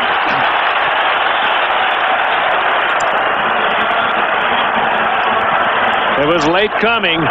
Romanowski, as you said, the former 49er, got in there after Steve had applied the hook slide, and I'll say it once again, this is the new Steve Young. I think it was a shot to the head that made the, well, they got the call, and it's Romanowski's head. Romanowski tries to land on him with his helmet. Just not going to be tolerated going in and landing on somebody with your helmet being the primary source of. Watch him come in here. Watch his helmet. Watch what he does with his hat. Right there. That little dip with his hat and hitting Steve Young with his helmet is what got Romanowski in trouble. Romanowski was in trouble in preseason. He broke Harry Collins' jaw and was fined several $1,000s as Chuck Levy picks up a couple to the 43-yard line. Several thousand. I think it was 20 or 30,000. Right. It was a whole bunch of money. And put Collins out for the rest of preseason. And in fact, Kerry was never in rhythm all year long. No. Not to imply that Bill Romanowski is some sort of a cheap shot artist, because he's really not. He's just a guy that plays the game really hard. But that will get penalized time in, time out when you land on somebody with your helmet being the primary point of attack. And Ray Brown, you see, heads to the 49er sideline, their left guard. And Jesse Sapolo comes in, and on second down, over the middle, Young hits J.J. Stokes for a first down to the 31-yard line. 49ers have all kinds of firsts. Jesse Sapolo, the only one I know of playing in this game that had heart surgery. There he is. Now in his 15th year, he was not going to come back. They kind of talked him into it. And he's filling in right now for Ray Brown. But what a fine shot. Good concentration. You lose a whole lot of beef and a whole lot of muscle at left guard when Sapolo replaces Brown. And there's a good look at Harris Barton, a fixture at tackle for so many years here with the 49ers. He's on injured reserve now, and the pass is incomplete, intended for William Floyd. Harris and I were talking before the game, and he told me that he's had surgery on that knee, and he fully intends to come back next year and play for this San Francisco ball club. And we talked about it earlier, Dan. We out to Richard Stedman, to Dr. Stedman out in Vail, a very famed orthopedic surgeon, and he said it's come along fine. He intends to continue his career. He gets that off in a couple of weeks. He'll start his rehab and plans to be back. And that's good news. There's good people. Second down and 10 from the 31.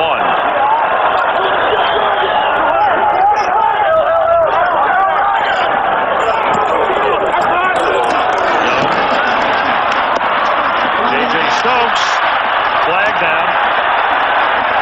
Finally tackled at the 22-yard line. Great effort by Stokes. Yeah, this flag's back at the pocket. And they're going to have roughing the passer, I think, called against Denver.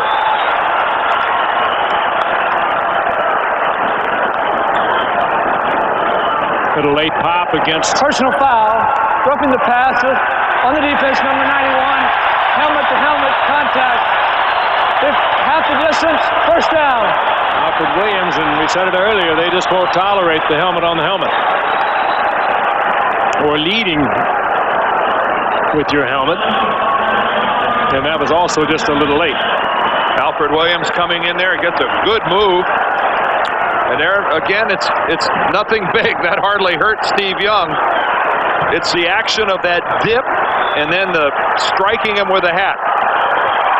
But that is just about as soft of a roughing the passer as you'll ever see. On first and 10, it is Floyd for a couple to the 9-yard line, second down and 8. Here's the play before. That's J.J. Stokes, I think, talking to Bill Romanowski. Ooh, and there is a real lack of social graces on the part of Romanowski.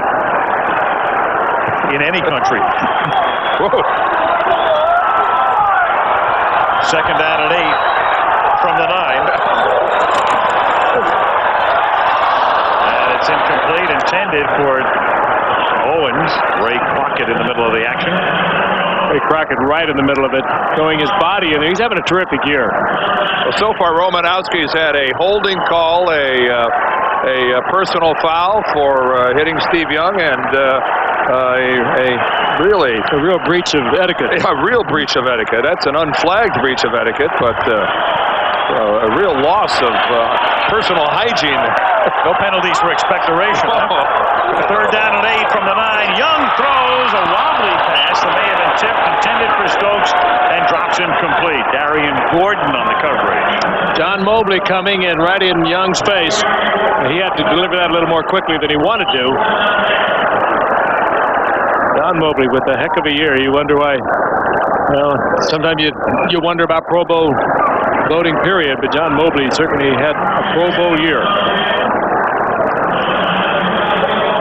By far and away the leading tackler of the Denver Broncos. And you're right, Frank. It wouldn't have been.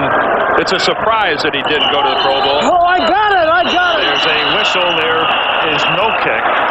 Somebody's got it. Although, Frank, as we know, in the Pro Bowl voting, more often than not, you're elected to the Pro Bowl a year after you really deserve it. And a lot of times... Snap. Ball start. Offense. Left guard. 5 yards. Still 4th down. If there's a good news to that equation, a lot of times you get elected to a Pro Bowl a year after you don't deserve it anymore. Right. Occasionally you'll retire and get elected. Well, I'll guarantee you some retire. Montana probably got a vote or two this year. Much publicized story in Denver. Ray Crockett upset with the way that some of their guys filled out a Pro Bowl ballot.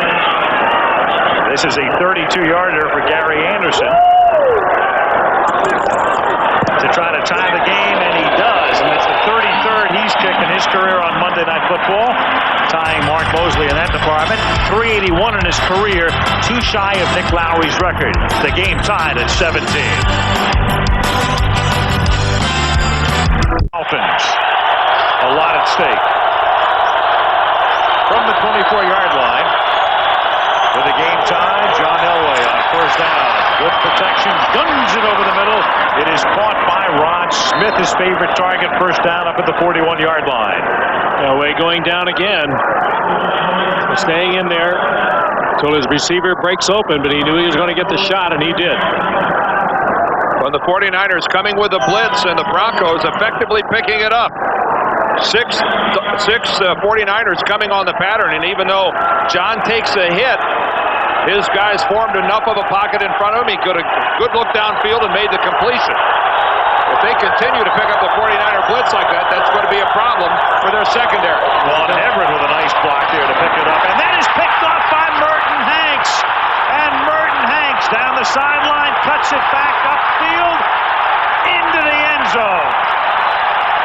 The 6th interception of the game. That was another blitz by the 49ers. And John had to rush it. And John had to throw that. Did not even see Hanks. Hanks absolutely free, just looking into the eyes of Elway. Steps in front of it. And he's gone.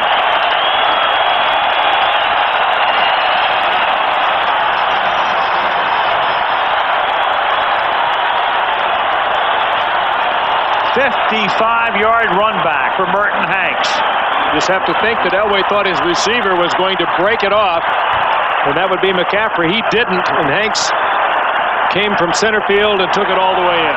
Ed McCaffrey ran a pattern of a receiver that didn't even know there was a blitz going on. Elway certainly expected McCaffrey to break off his pattern. He did not, and Merton Hanks was the beneficiary. Career touchdown number 5, and his own salute.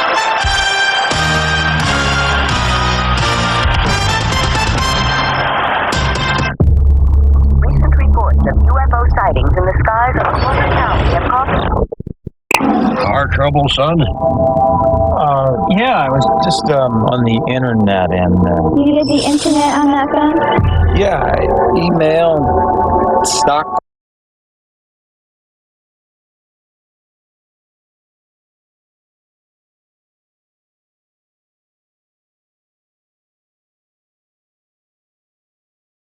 Lavelle, the former 49er, will run this kick back from the 8-yard line. Whoa, fumble! Lost the football, but Denver apparently has recovered as Zach Bronson created it. I think Veland covered it up, didn't he? Tony Veland. And the Broncos flirting with a little bit of disaster here.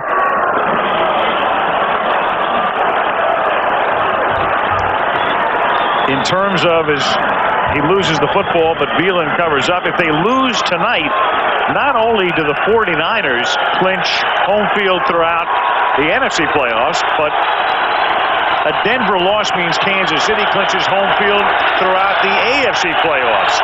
Pat Bowlen, the Bronco owner, looking on. I think Lamar Hunt is looking on as well. Very much so, from the 25-yard line.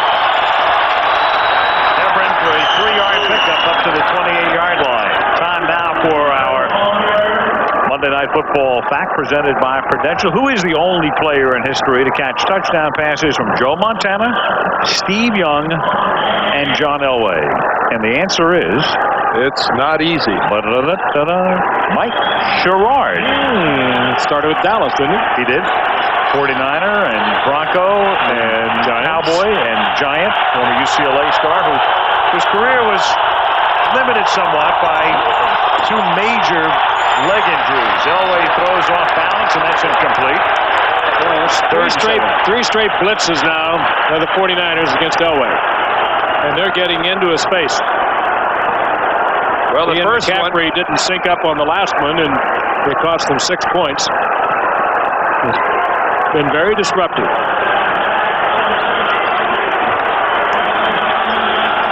Third down, 7. Gary Kubiak, the offensive coordinator, and John Elway's backup for several years, and came with Mike Shanahan from the 49ers. Another 49er connection. Blitz again. Flag is thrown as no play. Whistle before the snap. No play.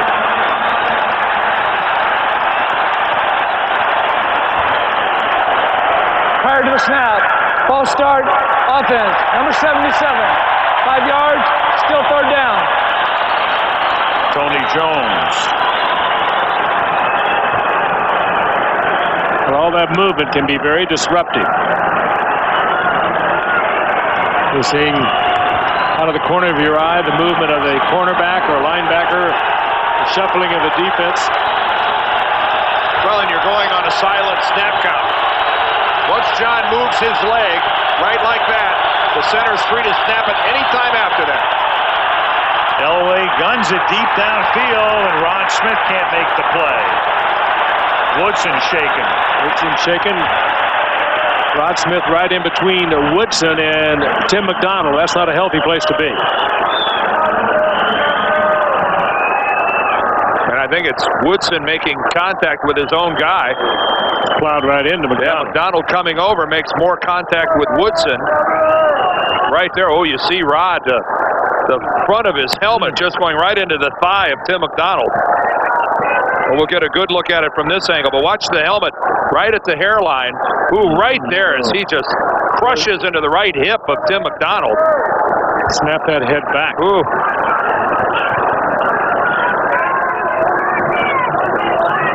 Oh, that is really ugly.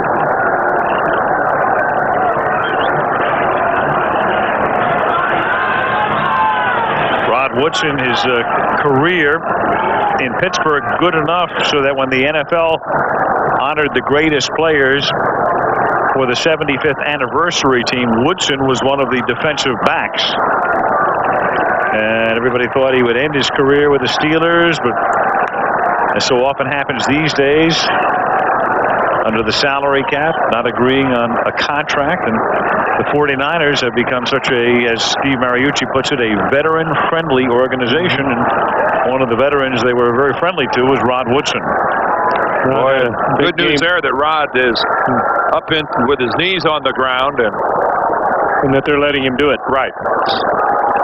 Had a big game against New Orleans early in the season, 3 interceptions, and ran a fumble in for a touchdown, but they continue to look at Rod Woodson.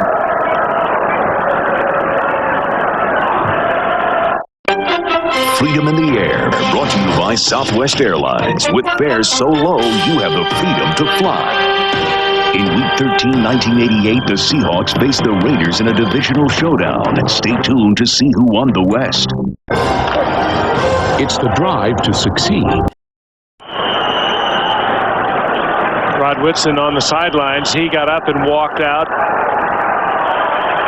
Walked off the field. He has a slight cut over his nose, but he appears to be all right.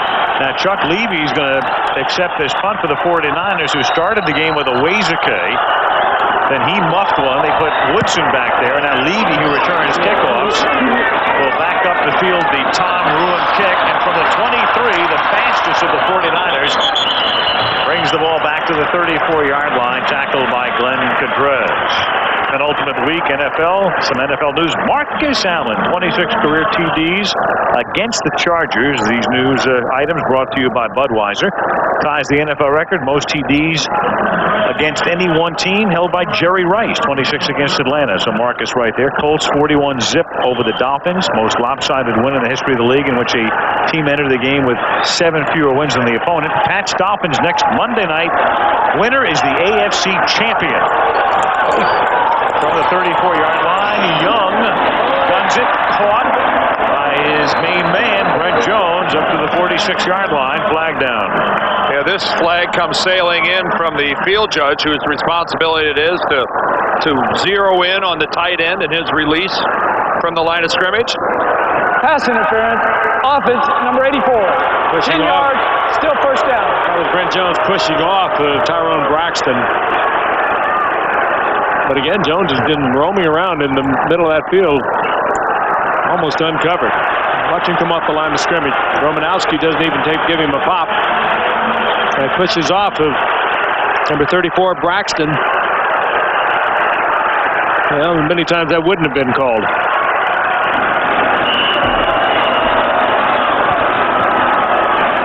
Makes it 1st and 20. I don't know whether he'd be Oscar or Felix.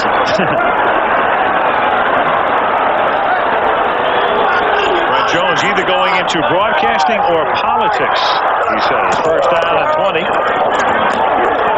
William Floyd picks up, Terry Kirby picks up 5 to the 29-yard line. Oftentimes they overlap. Yeah, Brent has a lot of friends who would like to see him run for Congress. And the Bay Bridge, spanning San Francisco Bay. Beautiful shot. Yep, look at that shot. Downtown San Francisco. One of the great sights in the world. 2nd down and 15. Young, that's Kirby, up to the 40-yard line. He's about 3 yards shy of the first, and he's tackled there by Crockett. Denver with good coverage. The 49ers picked up and protected Steve Young, but he had no place to put the football. 49ers marching what they hope will be inexorably toward home field advantage in the playoffs. And the Broncos right now on the other side of a strange-looking coin that was looking very shiny about a month ago, and all of a sudden, it's a whole other story here. On 3rd down and 4. Young, deep, wide open, making the catch is J.J. Stokes inside the 20-yard line, cutting across the field, looking for the end zone. Touchdown! And a flag down, a flag all the way back at the line of scrimmage. It's coming all the way back. Holding against the 49ers. And the happiest guy in this stadium is Ray Crockett, the Denver cornerback who completely lost track of J.J. Stokes. He has not given up a touchdown this year in coverage, and he still hasn't. That was a 60-yarder.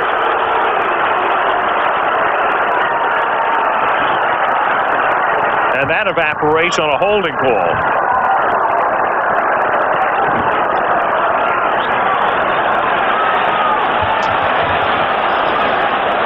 That we'll get eventually.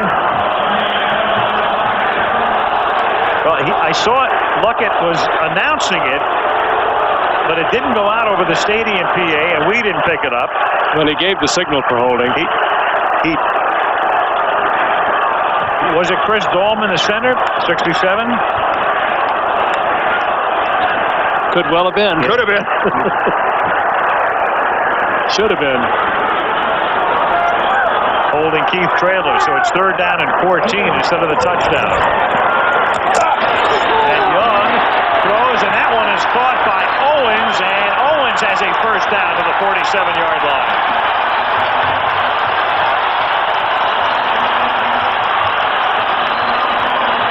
Well, these two outside receivers have really come around. Again, that holding call was against 67, Chris Dahlman. We'll look at it again, and this was nothing. It was a total takedown, but again, a look at Owens across the middle, where the 49ers have worked so effectively this evening. Darian Gordon following Owens across the formation, just too late to react and get in on the play. And a rare 49er running play. William Floyd for 3.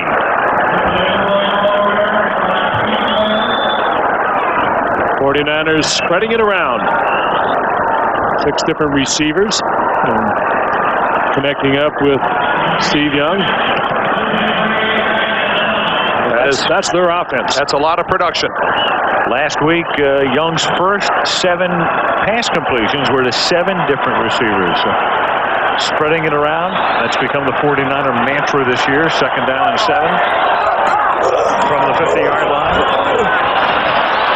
Young rolling, throwing. Jones works the sideline, and he's a yard shy of the first down and gets a shot in at Romanowski, his next mate. 2 roommates team up as Jones just came back to give Steve Young a checkoff and comes up close to the first down. I think Brent Jones reacting that at the end of this play, Romanowski gave him his best shot, and Brent Jones was still standing right here. And Brent got the foot down, took that one, and flips the ball to Romanowski. I think I took it, and it didn't bother me at all. Well, they're former teammates. 3rd down and 1 from the 44. And Floyd, second effort, nets the first down. Rod is going to be asked of William Floyd, should Garrison Hurst not be able to come back for that first playoff game.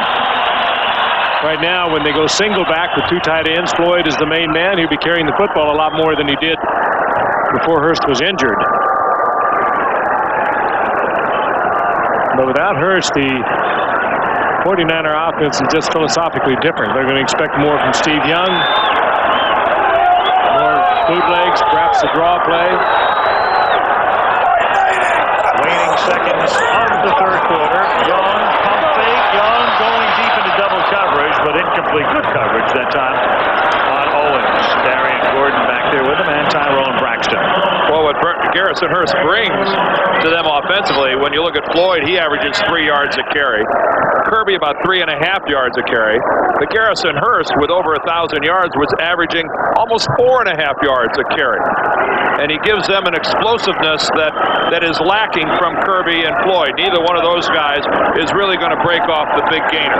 He's their Terrell Davis. Yeah, by far and away the fastest guy is Chuck Levy, but he's really not much of a threat from the line of scrimmage. On 2nd and 10, Kirby no threat here. Trevor Price, the rookie from Clemson, knocks him down. And that will be the end of the 3rd quarter. San Francisco 24, Denver 17. Monday Night Football resumes after this from our ABC stations.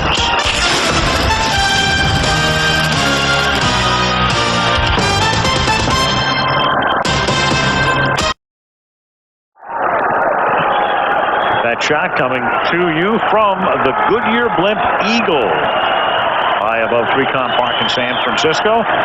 Al Michaels with Frank Gifford, Dan Deerdorf, and Lynn Swan. We start the 4th quarter. Niners up by 7. Steve Young throwing, and it's incomplete. A little short. And Young goes down hard. Owens covered by Crockett on the play.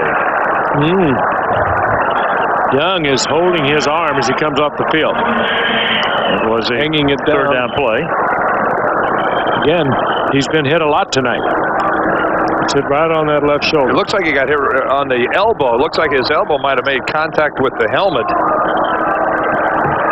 Trevor Price made him pay one, and the 49ers will punt. Darian Gordon is back to receive. Tommy Thompson to put it in the air. Angles it to the near corner. Drops it inside the 5, but it just does bounce into the end zone.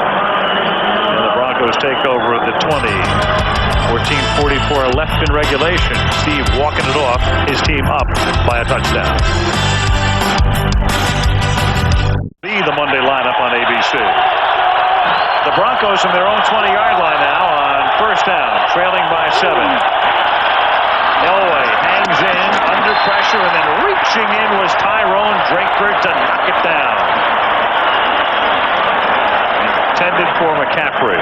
Drakeford is taking Rod Woodson's spot at the corner. Well, the old zone blitz comes off the corner. Dana Stubblefield drops back into coverage, and Drakeford, knowing the blitz is on, is playing the short patterns, gambling that it's going to be a breakout by one of the wide receivers. He was right and all over it. Rod Woodson, again, awkwardly strained his neck, sitting it out. 2nd and 10, they give it to Hebron. Terrell Davis done for the night, picks up 3.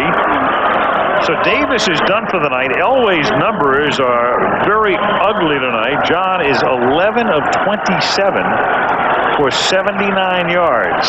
And he's taken a lot of shots, too, after he's thrown the ball.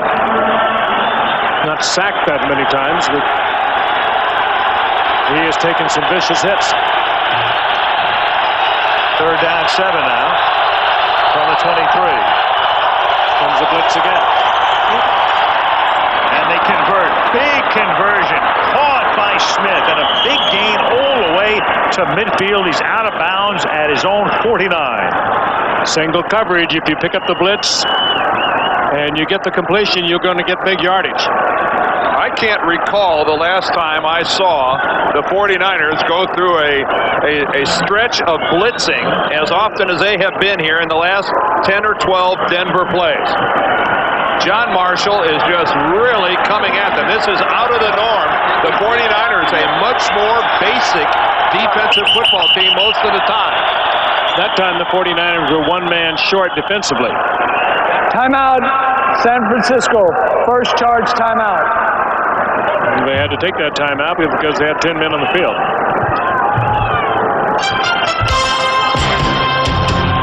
.48 left in the 4th.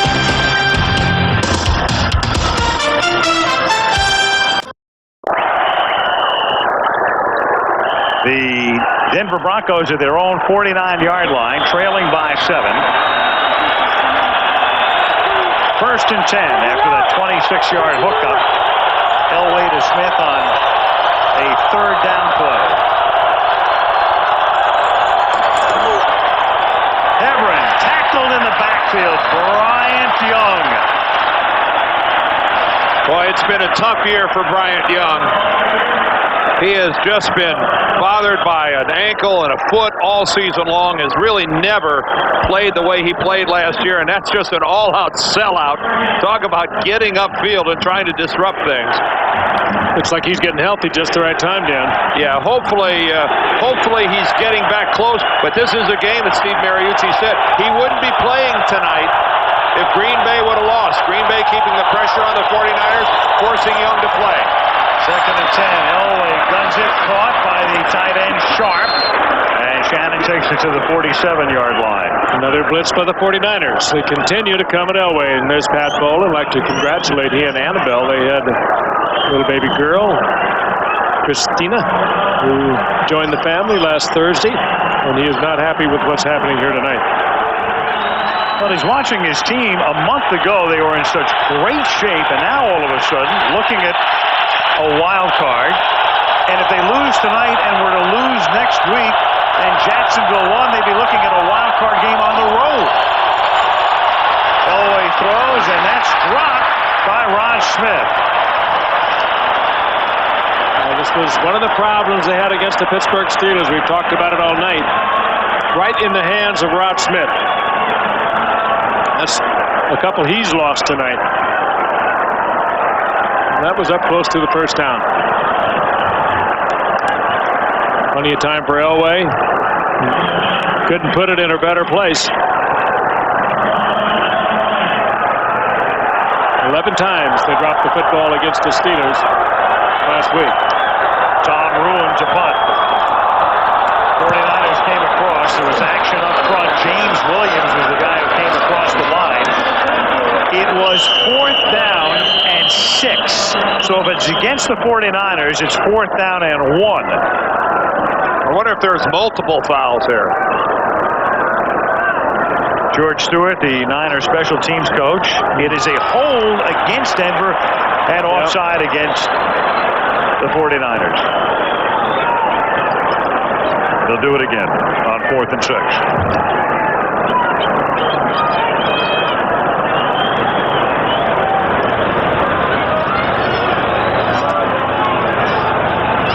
Rick Dennison, the former Bronco linebacker, now the coach of the special teams.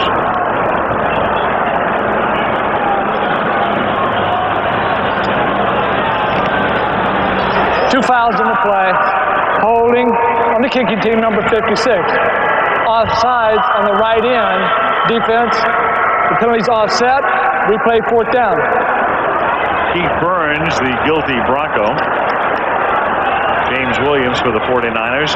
Since '78, when the NFL instituted byes for teams, 100 teams have played in that first round, and only 3 have gone to the Super Bowl. And the Broncos looking squarely into the face of those numbers right now. And as we say, in a worst-case scenario, a road wildcard game. Holding again. Holding, yep. 2 flags are down. And the ball skitters into the end zone. Anthony Lynn of the Broncos. To call this a hold is to be very kind and generous. Anthony Lynn guilty of an all-out tackle right out in the middle of nowhere where everybody could see it.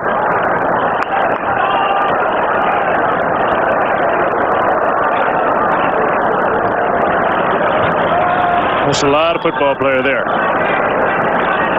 Kevin Gogan, 6'7", about 340 or 50. Holding, kicking team, number 37.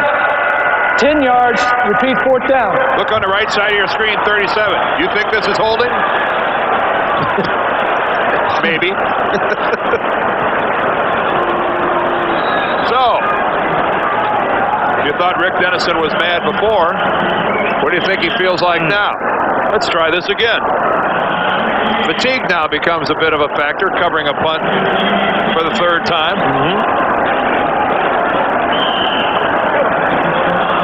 And the one guy who's not fatigued is Chuck Levy, the run-back guy for the 49ers. He's fresh, and he's the fastest guy on the team.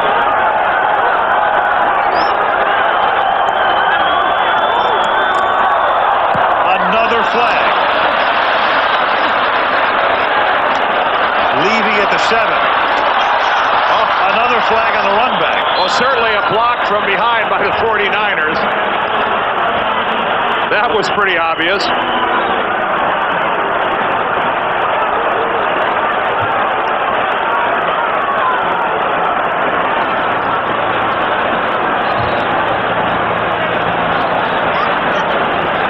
Well, it looks like he's going to come back one more time.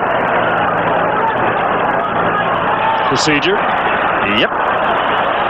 Illegal use of the hands, and we will have a 4th punt.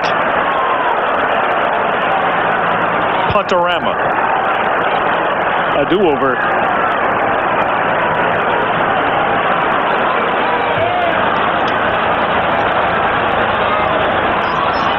All right, Phil, let's get it going.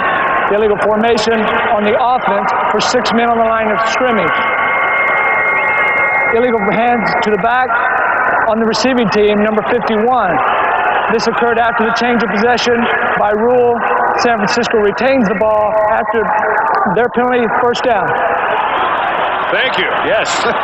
Only 3 punts. An unexpected break. Terrible field position for the 49ers. So even after all the Denver mistakes, it still works out for the Broncos. For Miami next week, Patriots, Dolphins. The winner wins the AFC East. Seattle with a big comeback win yesterday over the Raiders. Yes, erasing an 18-point deficit. Biggest blown lead in the history of the Raider franchise, as Dennis Erickson was exultant at the end, a Seattle victory. Here's Kirby picking up about 4 to the 11-yard line. 11 and a half to go.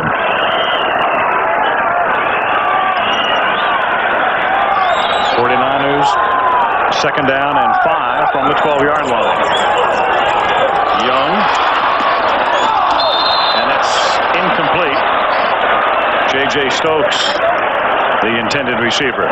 Monday Night Football is being brought to you by Ford Explorer because the world is too big to be left unexplored. Black & Decker. All the new cordless power tools powered by VersaPack, built by Black & Decker. Pepsid AC Acid Controller.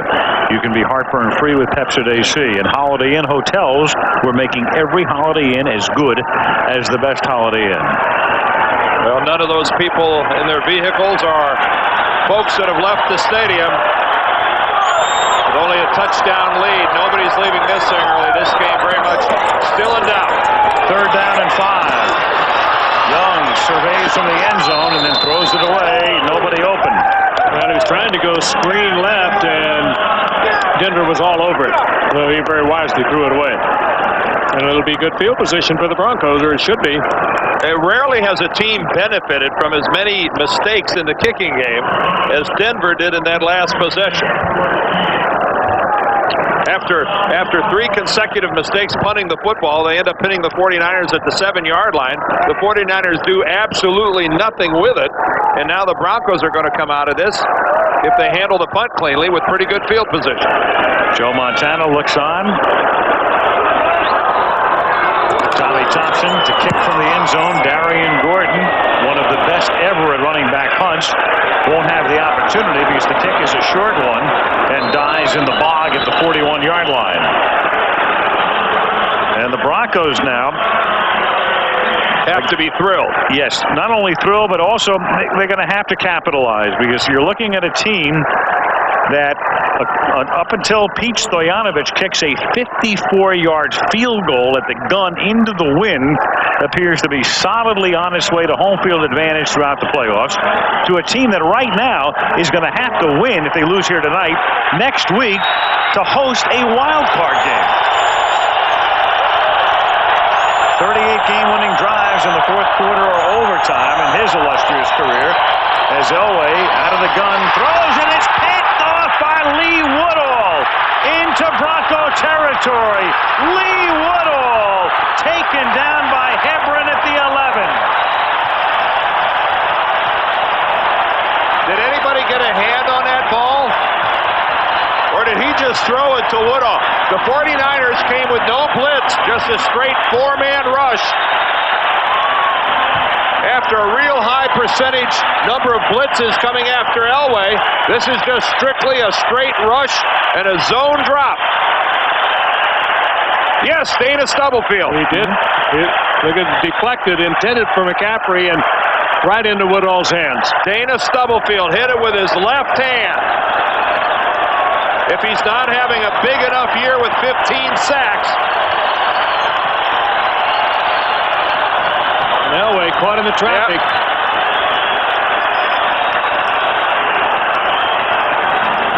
And now the 49ers look for the kill at the 11-yard line with 10:47 to go. William Floyd wrestles his way to the 8-yard line for a gain of 3. Trevor Price in on the tackle. Stubblefield, 15 sacks to lead the league. Amazing for an interior lineman. And he hasn't had a sack in the last 3 weeks.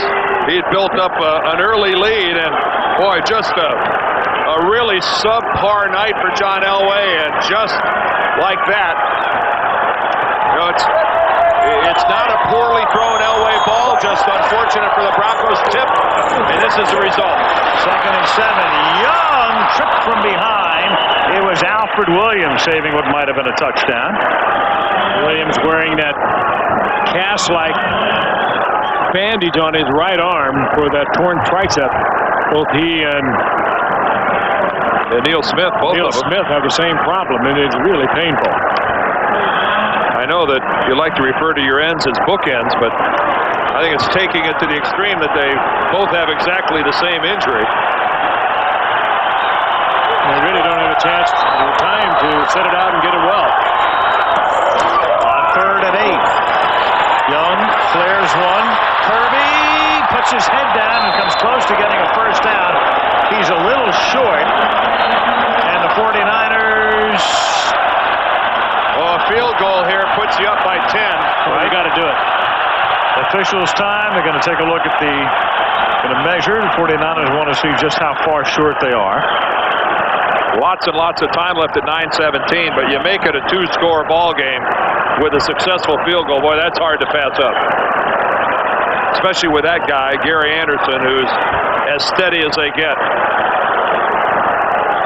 May not be that close either. Almost a yard. You got to send Anderson. Oh, boy, yeah. And they do. At least to make him score twice. Gary tonight has made a 32-yarder and missed a 35-yarder. And again, Anderson now 2 shy of Nick Lowry's record of 383 career field goals. At this point in each man's career, Lowry having played in 15 more games than Gary Anderson. 20-yard attempt. Tommy Thompson to hold.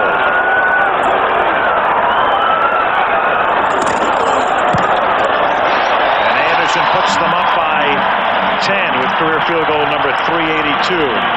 9:05 left in regulation. San Francisco 27, Denver 17.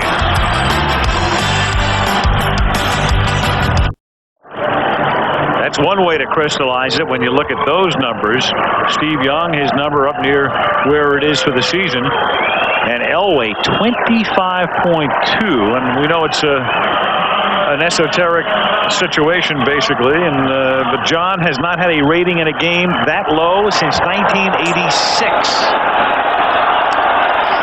From the 6-yard line, Derek Lavelle, the former 49er, out past the 40. Maybe Drakeford trying to run him down, and finally does at the 32-yard line. But that is exactly what the Broncos needed at this point in the game, to the dismay of George Stewart, the Niner special teams coach. We've got a Denver Bronco that's injured and down on the field back at the 31-yard line. 61-yard run back. That's Dwayne Carswell, the injured Bronco. A couple of years ago, this man, Lavelle, was the #1 back for the 49ers. Had a lot of starts with the 49ers. Well, it's a combination of some good blocking at the beginning of this return, but then it's a case of Lavelle breaking 49er attempted tackles. And he broke about 3 of them on the way. Goodyear blimp eagle. Circling the moon. 1st and 10 from the 33-yard line.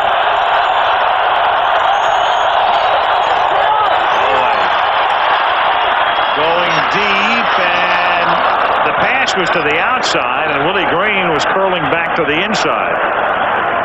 That inside-out coverage, Pope on the outside and Merton Hanks on the inside, and Elway just basically throwing it away. So many great stories tonight. One thing we really haven't touched on, I mean, you go back now that he's on the verge of being 13-2.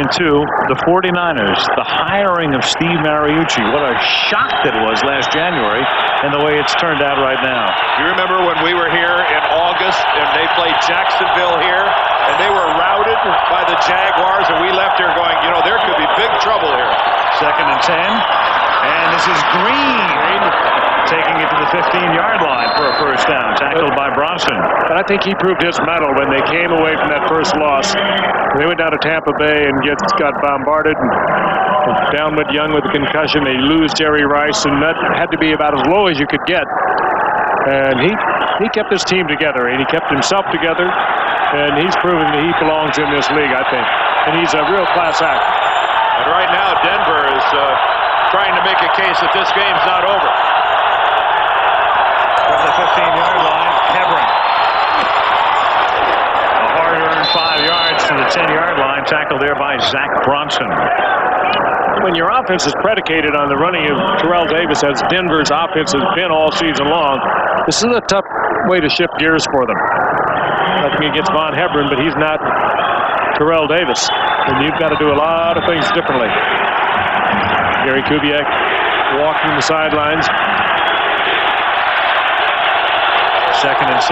Davis, 20-plus carries in 14 straight games, an NFL record, but out in the first half tonight, shoulder injury.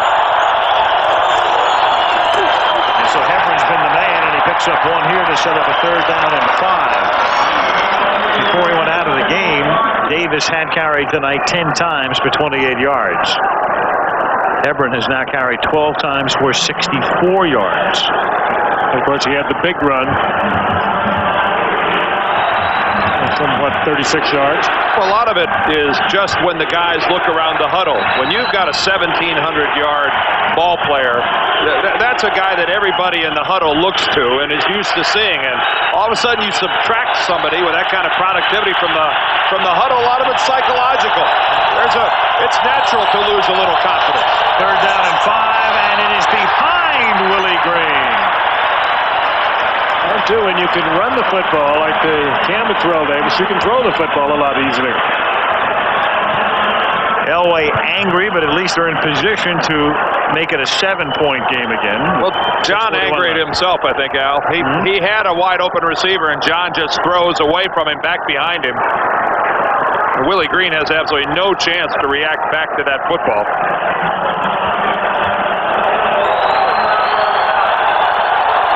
This is a 29-yard field goal attempt for Jason Elam. Tom Mullen puts it down, and the kick is wide.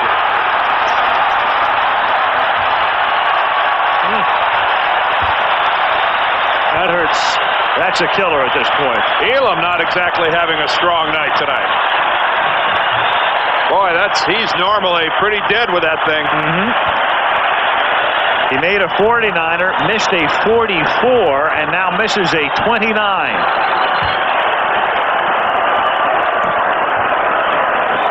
And with 6:37 remaining in regulation, the Niners are that far away from home field throughout, and that far away from giving Kansas City home field throughout the AFC.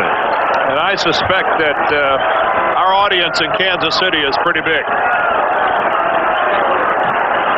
I think anybody have to give them a lot of credit for what they've done. They lose their starting quarterback, 6 weeks ago? They reel off now 5 straight wins. Big wins. From the 20-yard line on 1st down. And this is Kirby. If this continues, the Broncos will be in a situation next week where they will either have to beat San Diego at home, and they'll be heavily favored to do that, or have Jacksonville lose to the moribund Raiders next week in Oakland. But if Jacksonville were to win and Denver were to lose, then Denver would have to play Jacksonville in the playoffs in Florida. In Jacksonville. And that is a scenario that nobody in Denver was envisioning 5 weeks ago. Impossible. 2nd down and 3. Young and Masker are taking the play clock down, and Floyd gets it out to the 29-yard line.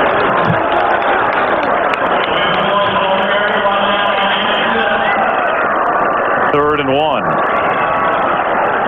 Steve Young, just a glance at the play clock, a guy who can take that all the way down. If he picks up the 1st down here, he really puts Denver in a bind because they need a couple of timeouts, and then they'll be forced to start thinking about taking timeouts on defense. Well, this is precisely the situation and why the 49ers have added so much muscle up front. Ray Brown at 315, Gogan at 330. This is not the old 49er line where a lot of finesse was necessary. They can muscle up if they have to. Young takes it down to 1 tick, and on 3rd and 1, it's Kirby, but the best laid plans go a little awry here because it's 4th down.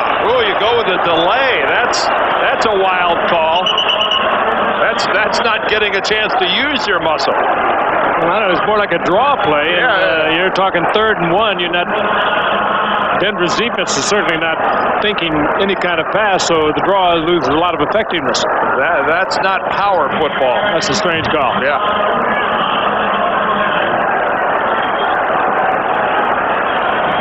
And now the 49ers have to punt. Tommy Thompson will send it down to Darian Gordon.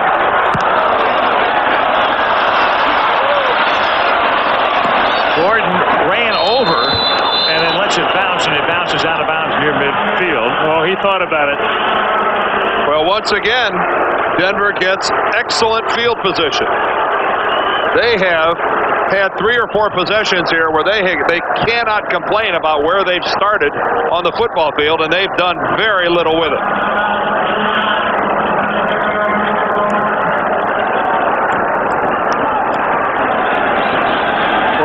Defense here in the second half has really toughened up. Came into the game as number 1 in the league. Here in the second half, they played that way. Elway. Pressure, almost loses the football. In fact, it is loose. And it's Kevin Green who comes up with a football. He's going to score. Kevin Green. Touchdown.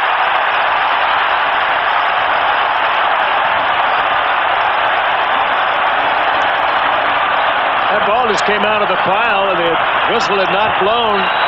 Kevin had a hard time picking it up. Well, John couldn't find anybody downfield. He just could not find a receiver, couldn't pull the trigger.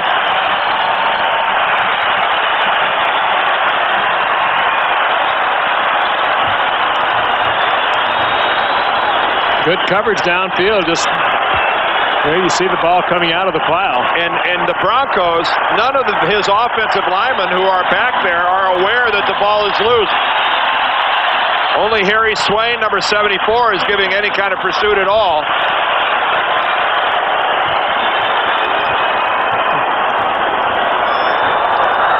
And the Broncos find themselves in the midst of a nightmare. Point after by Anderson. Green scores the 3rd touchdown of his career. A guy who led the league in sacks last year, held out, didn't report to the Carolina Panthers. They released him, the 49ers, that veteran-friendly group. It's kind of a luxury to the 49ers. They really had no place to play him, and all of a sudden Roy Barker went down with an injury, and he's been able to fill in for Roy Barker, so the luxury turned into a necessity on the part of the 49ers, and it just turned into a touchdown for Kevin Green. At least he didn't dive into the end zone. I remember one of his previous 2. Remember he launched himself from about the 3-yard line? Well, maybe he's going to do it again for us.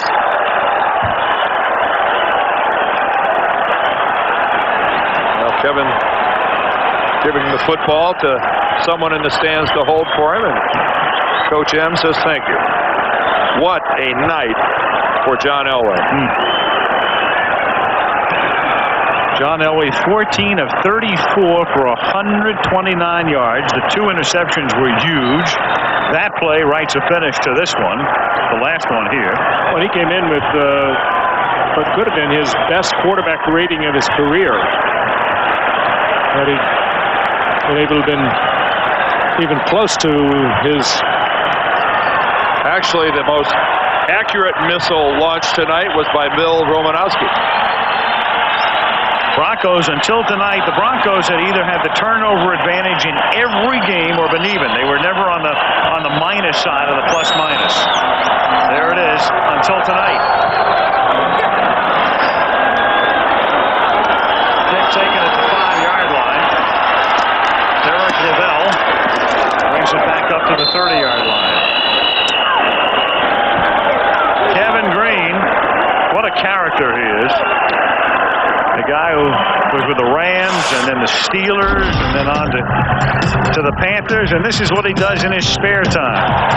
The great American fan. That's against Steve McMichael. Remember the former defensive tackle for the Chicago Bears? Mongo. He has to escape the ring to recover. And I love spontaneous wrestling like that. It's so pure. Throws, and that's incomplete. Tip, or might have been hit. 3:50 to go in the 4th. I don't know what that was. That was a let's get on the plane and go home to Denver and regroup and beat San Diego and see what happens. Start all over again. If the Broncos win next week, they will host a wild card game, most likely against Jacksonville. 2nd down and 10 from the 30-yard line.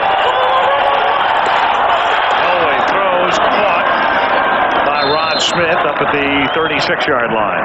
And again, a reminder that the team that has had the home field advantage in the National Football Conference 5 out of the last 6 years has used that advantage and gone on and won the Super Bowl. Not just got to the Super Bowl, they won the Super Bowl 4 years in a row and 5 of the last 6. 49ers undefeated here this year. 3rd down and 4.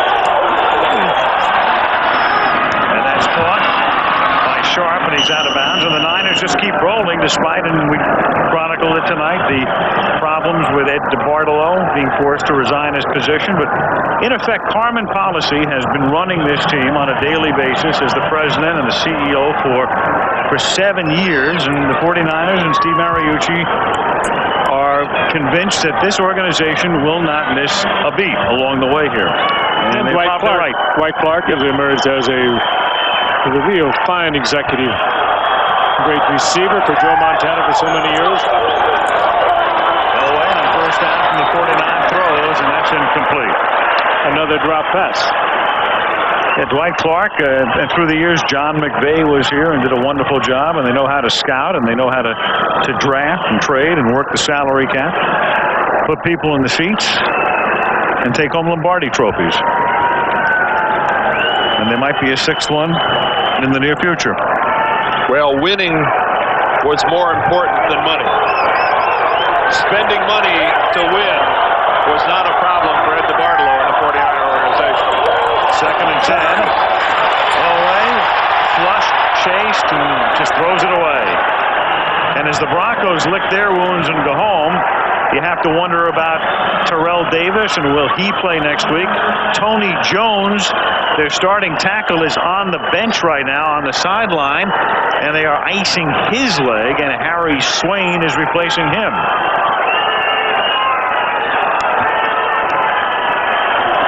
Now, some good news for Denver is that hopefully their starting left guard, Mark Schlereth, will be back starting to practice with the ball club. Maybe he'll be back. There's Mark right there. That he'll be back in time for the playoffs. That'd be a help. 3rd and 10. That pass is too high. Intended for Rod Smith, and it's 4th down. Not a good sign. That knee wrapped, and I think we've got an injury downfield. I think Zach Bronson might be hurt for the 49ers. Bronson has made some plays for them tonight. It's more like a cramp, though, wouldn't you say, Dan? The way they grabbed his foot and are pulling it back. Lindsey McClain, the trainer of the 49ers, quickly there. Parts of this field, they're very soft.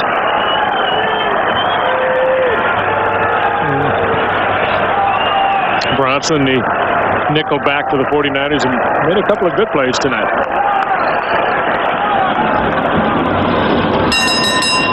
Halfway to the Stars and all the way to home field advantage in San Francisco.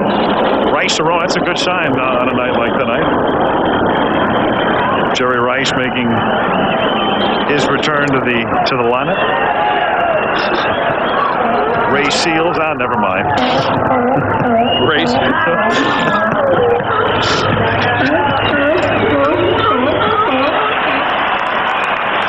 Bronson assisted off.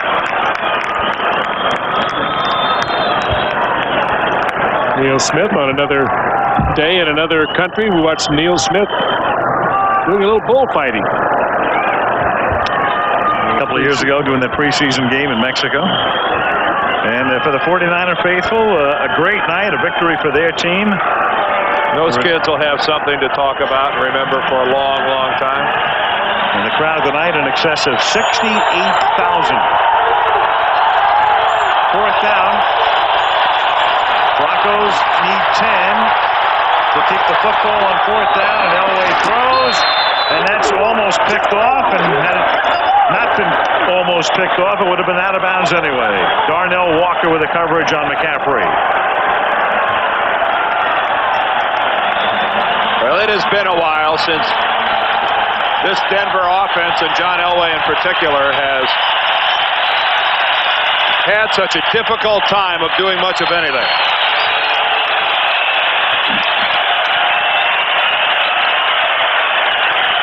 It's the desperation throw by John Elway there on 4th down.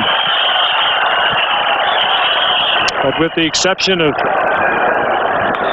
the Kansas City game on the part of the 49ers, this defense has been what has made this 49er team and has brought them to what is now a 13-2 record. Number 1 in the league. Came in tonight second against the rush, first against the pass, and they have shown that.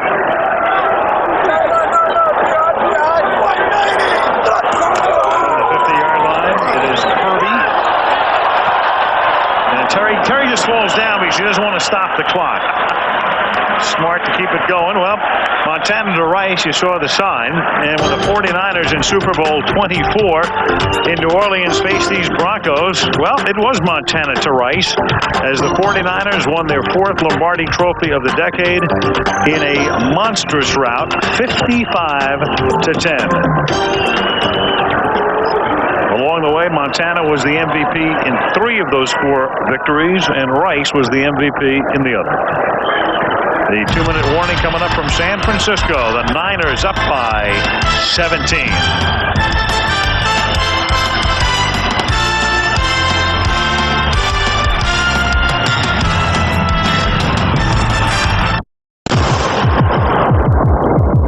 We need everybody today.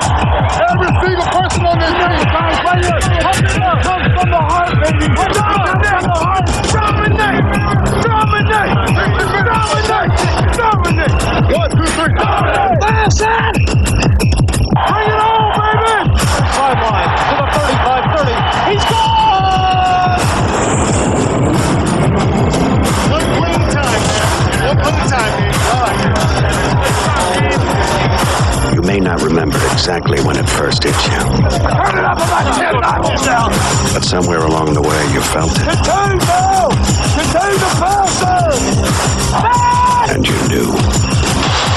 Put it in there, baby. Oh, let's go, baby. Let's go.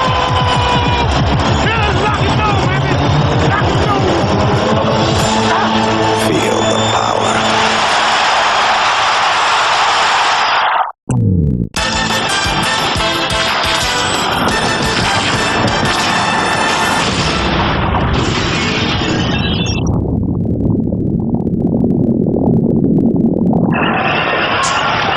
And we're going to bid goodnight to the Goodyear Blimp Eagle, providing the spectacular shots high above the stadium here in San Francisco. And a reminder also that you can check out all of the NFL action online at NFL.com. Scores, stats, video, clip highlights of all the games at that website address.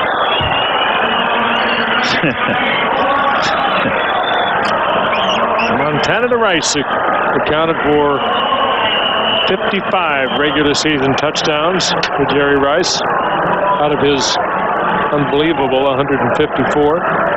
That's just the regular season.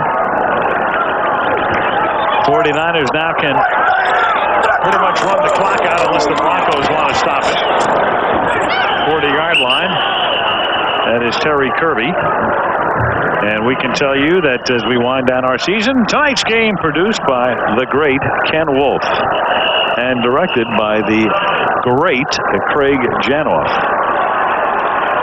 The adjectives clearly apply. Joe Chavo, our technical director. Ben Harvey is our associate producer on a week-in, week-out basis. Our AD, as they say in the business, is Jaime Bravo. Scott Silverman, Claude Phipps, and Hal Schmitz, making sure the sights and sounds come out of San Francisco. Chris Pfeiffer and Bill Boland, who do all of the work, grunt and otherwise. Our Director of Information, Steve Hurt. Kim Bauer up here in the booth with us. Our statistician, as always, is George Hill of Puyallup. And our spotter is the one and only Malibu, Kelly Hayes.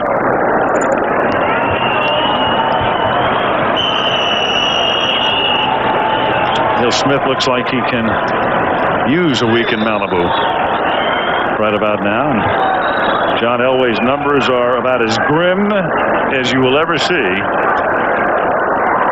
with his picture filling up the screen. A 29.5 rating.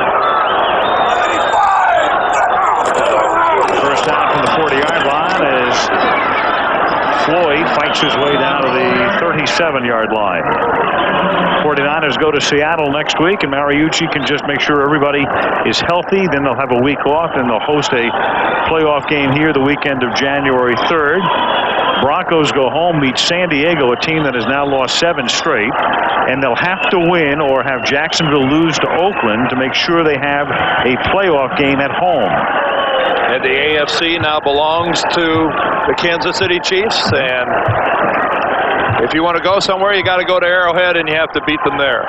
And what a beauty we have coming up next Monday night. Going to be great. Remember, if the Jets win next week, if the Jets beat Detroit, the winner of our game next week to the playoffs as the AFC East champion, the loser goes home. And even if the Jets lose, the winner of that game will host a wild card the following week, and the loser will be the road team.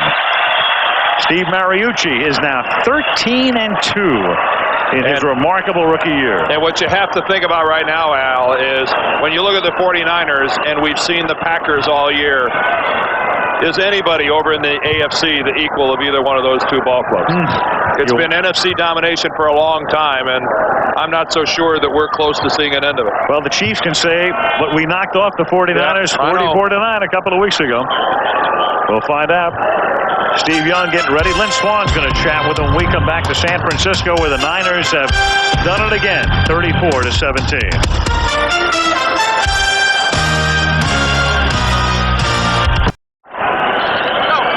With Steve Young here. Steve, a very good night for the 49ers. You completed a rare double, undefeated in your division, undefeated at home, and a long way from that Tampa Bay football game. A long way, and it seems like it's been 2 seasons or 3, but we're here at the end of the season. We got the home field. We got to come through San Francisco. We got all that we want.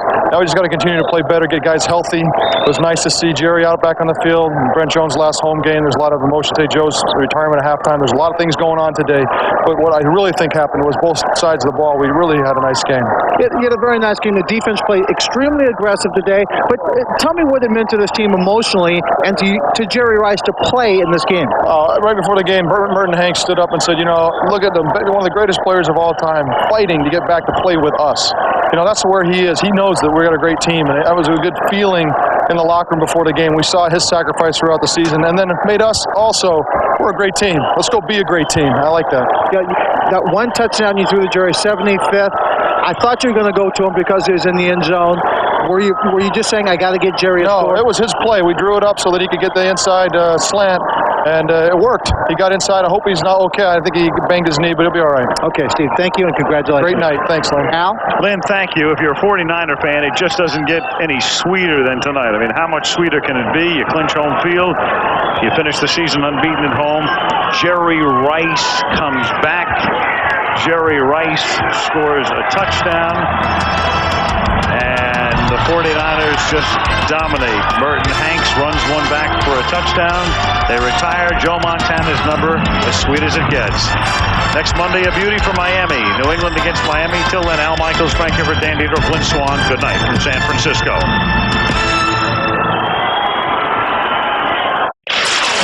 Saturday on ABC Sports, Jack Nicklaus, Phil Mickelson, and Anna